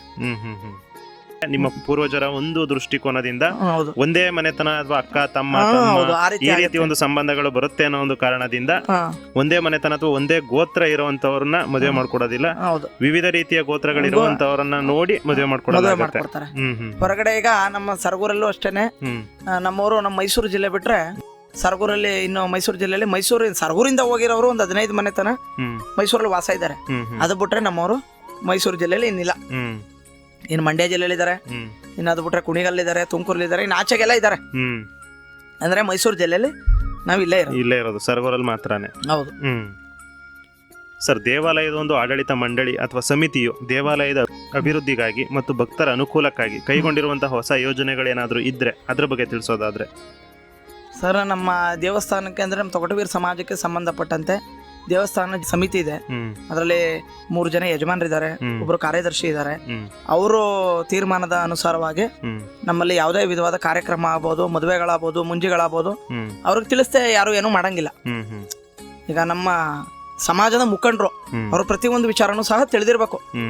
ನಮ್ಮ ಸಮಾಜದಲ್ಲಿ ಏನಾಗುತ್ತೆ ಹೋಗುತ್ತೆ, ಒಂದು ಮದುವೆ ಆಗ್ಬೋದು, ಒಂದು ಮುಂಜಿ ಆಗ್ಬೋದು, ಒಂದು ತಿಥಿ ಆಗ್ಬೋದು, ಏನೇ ಇದ್ರು ಸಹ ಅವರು ವಿಷಯ ತಲುಪಿಸ್ಬಿಟ್ಟೆ ಮುಂದೆ ಕಾರ್ಯಕ್ರಮಗಳನ್ನು ಮಾಡಬೇಕು. ಹಾಗೆ ಈಗ ನಮ್ಮ ದೇವಸ್ಥಾನದ ಹಿಂಭಾಗದಲ್ಲಿ ಚೌಡೇಶ್ವರಿ ಸಮುದಾಯ ಭವನ ಇದೆ. ಅದು ನಮ್ಮ ಸಮಾಜದವರಿಗೆ ಇರ್ತಕ್ಕಂಥ ಏಕೈಕ ಆಸ್ತಿ. ಅದು ಬಿಟ್ರೆ ಇನ್ನು ಜಮೀನಿದೆ, 1 ಎಕರೆ ಏನೋ ಜಮೀನಿದೆ, ಯಾರೋ ದಾನಿಗಳು ಕೊಟ್ಟಿರ್ತಕ್ಕಂಥದ್ದು ಅದು ಅದಿದೆ. ಅದು ಬಿಟ್ರೆ ಇನ್ನೇನಿಲ್ಲ. ಬರ್ತಾಗ ದೇವಾಲಯಕ್ಕೆ ಭಕ್ತಾದಿಗಳು ಏನ್ ಕೊಡ್ತಾರೆ ಆ ಕಾಣಿಕೆಯಿಂದ, ನಮ್ಮ ಸಮಾಜದವರ ಒಂದು ಕಾಣಿಕೆಯಿಂದ ದೇವಸ್ಥಾನ ನಡ್ಕೊಂಡು ಹೋಗ್ತಾ ಇದೆ. ಏನ್ ತೊಂದರೆ ಇಲ್ಲ. ಬಂದವರು ಯಾರೋ ಹೊರಗಡೆಯಿಂದ ಬಂದವರು ಉಳ್ಕೊಳ್ಳೋದಕ್ಕೆ ನಮ್ಮ ಸಮುದಾಯ ಭವನದಲ್ಲಿ ರೂಮ್ಗಳಿದೆ, ಕೊಡ್ತಾರೆ. ಕೇಳಿದ್ರೆ ನಾವ್ ಇಂಥ ಕಡೆಯಿಂದ ಬಂದಿದ್ದೀವಿ, ದೇವಸ್ಥಾನ ಪೂಜೆ ಮಾಡಿಸ್ಬೇಕು ಅಂತ ಹೇಳಿದ್ರೆ ಉಳ್ಕೊಳ್ಳೋದಕ್ಕೆ ಮಾಡ್ಕೊಡ್ತಾರೆ. ಯಾಕಂದ್ರೆ ಈ ನಮ್ಮ ದೇವಸ್ಥಾನಕ್ಕೆ ಈ ಬೆಂಗಳೂರು ಕಡೆಯಿಂದ ಸುಮಾರು ಜನ ಬರ್ತಾರೆ. ಅಲ್ಲಿಂದ ಬಂದು ಅವರು ನಮ್ಮ ಸಮಾಜದವ್ರೆ ಬಂದು ಅಲ್ಲಿ ಉಳ್ಕೊಂಡು ಒಂದಿನ ಪೂಜೆ ಮಾಡಿಸ್ಕೊಂಡು ಹೋಗ್ತಾರೆ. ಸರ್, ದೇವಾಲಯವು ಸ್ಥಳೀಯ ಸಮುದಾಯದೊಂದಿಗೆ ಹೇಗೆ ಬೆಸ್ಕೊಂಡಿದೆ? ಶೈಕ್ಷಣಿಕ ಅಥವಾ ಸಾಮಾಜಿಕ ಕಾರ್ಯಕ್ರಮಗಳಲ್ಲಿ ದೇವಾಲಯದ ಪಾತ್ರ ಇದೆಯಾ? ಅದ್ರ ಬಗ್ಗೆ ಹೇಳೋದಾದ್ರೆ? ಸರ್, ಈ ಸರಗೂರ್ಲಿ ಎಷ್ಟು ಕೋಮುಗಳಿವೆ, ಎಲ್ಲಾ ಸಮುದಾಯದವ್ರ ಎಲ್ಲಾ ಕೋಮಿನವ್ರ ಜೊತೆಗೂ ಸಹ ನಮ್ಮ ಸಮಾಜದವರು ಬಹಳ ಚೆನ್ನಾಗಿದ್ದಾರೆ. ಯಾವುದೇ ವಿಧವಾದ ಭಿನ್ನಾಭಿಪ್ರಾಯಗಳಿಗೆ ಅವರು ಎಡೆ ಮಾಡ್ಕೊಂಡಿಲ್ಲ.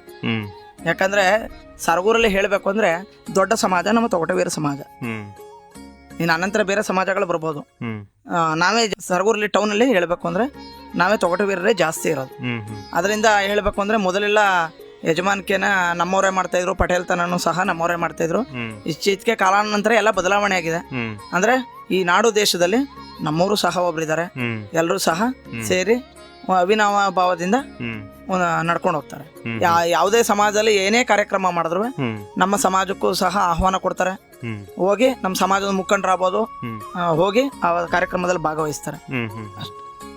ಸರ್, ದೇವಸ್ಥಾನಕ್ಕೆ ಸಂಬಂಧಿಸಿದಂತೆ ಯಾವುದಾದ್ರೂ ಓಲೆಗರಿ ಗ್ರಂಥಗಳಾಗಿರ್ಬೋದು, ಶಿಲಾಶಾಸನಗಳಾಗಿರ್ಬೋದು, ಅಥವಾ ಇತರ ಐತಿಹಾಸಿಕ ದಾಖಲೆಗಳು ಏನಾದರೂ ಲಭ್ಯ ಇದ್ರೆ ಅವುಗಳ ಒಂದು ವಿಚಾರಗಳನ್ನ ನಮ್ಮ ಜೊತೆ ಹಂಚ್ಕೊಳ್ಳೋದಾದ್ರೆ? ಅಂದ್ರೆ ನಮ್ಮ ಸರಗೂರಲ್ಲಿಲ್ಲ ಓಲೆಗರಿಗಳು. ಹೇಳಿದ್ನಲ್ಲ, ಆಂಧ್ರ ಪ್ರದೇಶದ ನಂದಾವರಮಲ್ಲಿದೆ ಓಲೆಗರಿಗಳು. ಏನು ಇವಾಗ ಸ್ವಲ್ಪ ಹೊತ್ತು ಮುಂಚೆ ನಾನು ಏನ್ ಹೇಳಿದೆ, ಅದು ಪೂರ್ಣ ಪ್ರಮಾಣದ ಒಂದು ಓಲೆಗರಿ ಇದೆ. ನಮ್ಮಲ್ಲಿ ಕೆಲವು ಮುಖಂಡರ ಹಳಬ್ರ ಹತ್ರನೇ ಈ ನಮ್ಮ ಚೌಡೇಶ್ವರಿ ಮಹಾತ್ಮೆ ಅನ್ಬಿಟ್ಟು ಒಂದು ಬುಕ್ ಇದೆ. ಆ ಬುಕ್ ಇದೆ, ಅದು ನಮ್ಗೆ ಇಲ್ಲಿ ತನಕ ಸಿಕ್ಕಿಲ್ಲ. ಅದು ಕೈಯಿಂದ ಕೈಗೆ ಬದಲಾವಣೆಯಾಗಿ ಬೇರೆ ಬೇರೆ ಕಡೆ ಹೊರಟೋಗಿದೆ. ಅಂದ್ರೆ ಓಲೆಗರಿ ಇರೋದಂತೂ ಸತ್ಯ. ಅಂದ್ರೆ ಅದು ನಮ್ಮ ಹತ್ರ ಇಲ್ಲ ಇವಾಗ. ಸರ್, ದೇವಸ್ಥಾನಕ್ಕೆ ಭೇಟಿ ನೀಡುವಂತಹ ಭಕ್ತರು ಸಾಮಾನ್ಯವಾಗಿ ಯಾವೆಲ್ಲ ಪ್ರಾರ್ಥನೆಗಳನ್ನ ಸಲ್ಲಿಸ್ತಾರೆ? ಇಲ್ಲಿ ಪ್ರಾರ್ಥಿಸಿದ್ರೆ ಇಂತಹ ಫಲಗಳು ಸಿಗ್ತವೆ ಅಂತ ನಂಬಿಕೆಗಳು ಇಂದಿಗೂ ಸಹ ಇದೆಯಾ? ಅದ್ರ ಬಗ್ಗೆ ಹೇಳೋದಾದ್ರೆ? ದೇವಿಗೆ ಇಲ್ಲಿ ಹೇಳಬೇಕು ಅಂದ್ರೆ ತುಂಬಾ ಬೇಡಿಕೆಗಳು ಇರ್ತಕ್ಕಂಥದ್ದು. ಸಂತಾನ ಫಲ, ಮತ್ತೆ ಕಷ್ಟ, ರೋಗ ರುಜಿನಿಗಳು, ಆಮೇಲೆ ಮಕ್ಕಳು ವಿದ್ಯಾಭ್ಯಾಸ. ಇಲ್ಲಿ ನಮ್ಮ ಸರಗೂರಲ್ಲಿ ಇರ್ತಕ್ಕಂಥ ದೇವಿ ವಿದ್ಯಾ ಚೌಡೇಶ್ವರಿ ಅಂತ. ಈ ಸರಸ್ವತಿ ಸ್ವರೂಪಗಳು. ಬೇರೆ ಕಡೆ ಎಲ್ಲ ಕಾಳಿ ಸ್ವರೂಪಗಳು. ಅಂದ್ರೆ ಇಲ್ಲೂ ಸಹ ರುಂಡಮಾಲೆ ಸಹಿತವಾಗೇ ನಿಂತಿರೋದು. ಅಂದ್ರೆ ಇವಳು ವಿದ್ಯಾ ಚೌಡೇಶ್ವರಿ, ಸೌಮ್ಯ ರೂಪ, ಘೋರ ರೂಪ ಇಲ್ಲ.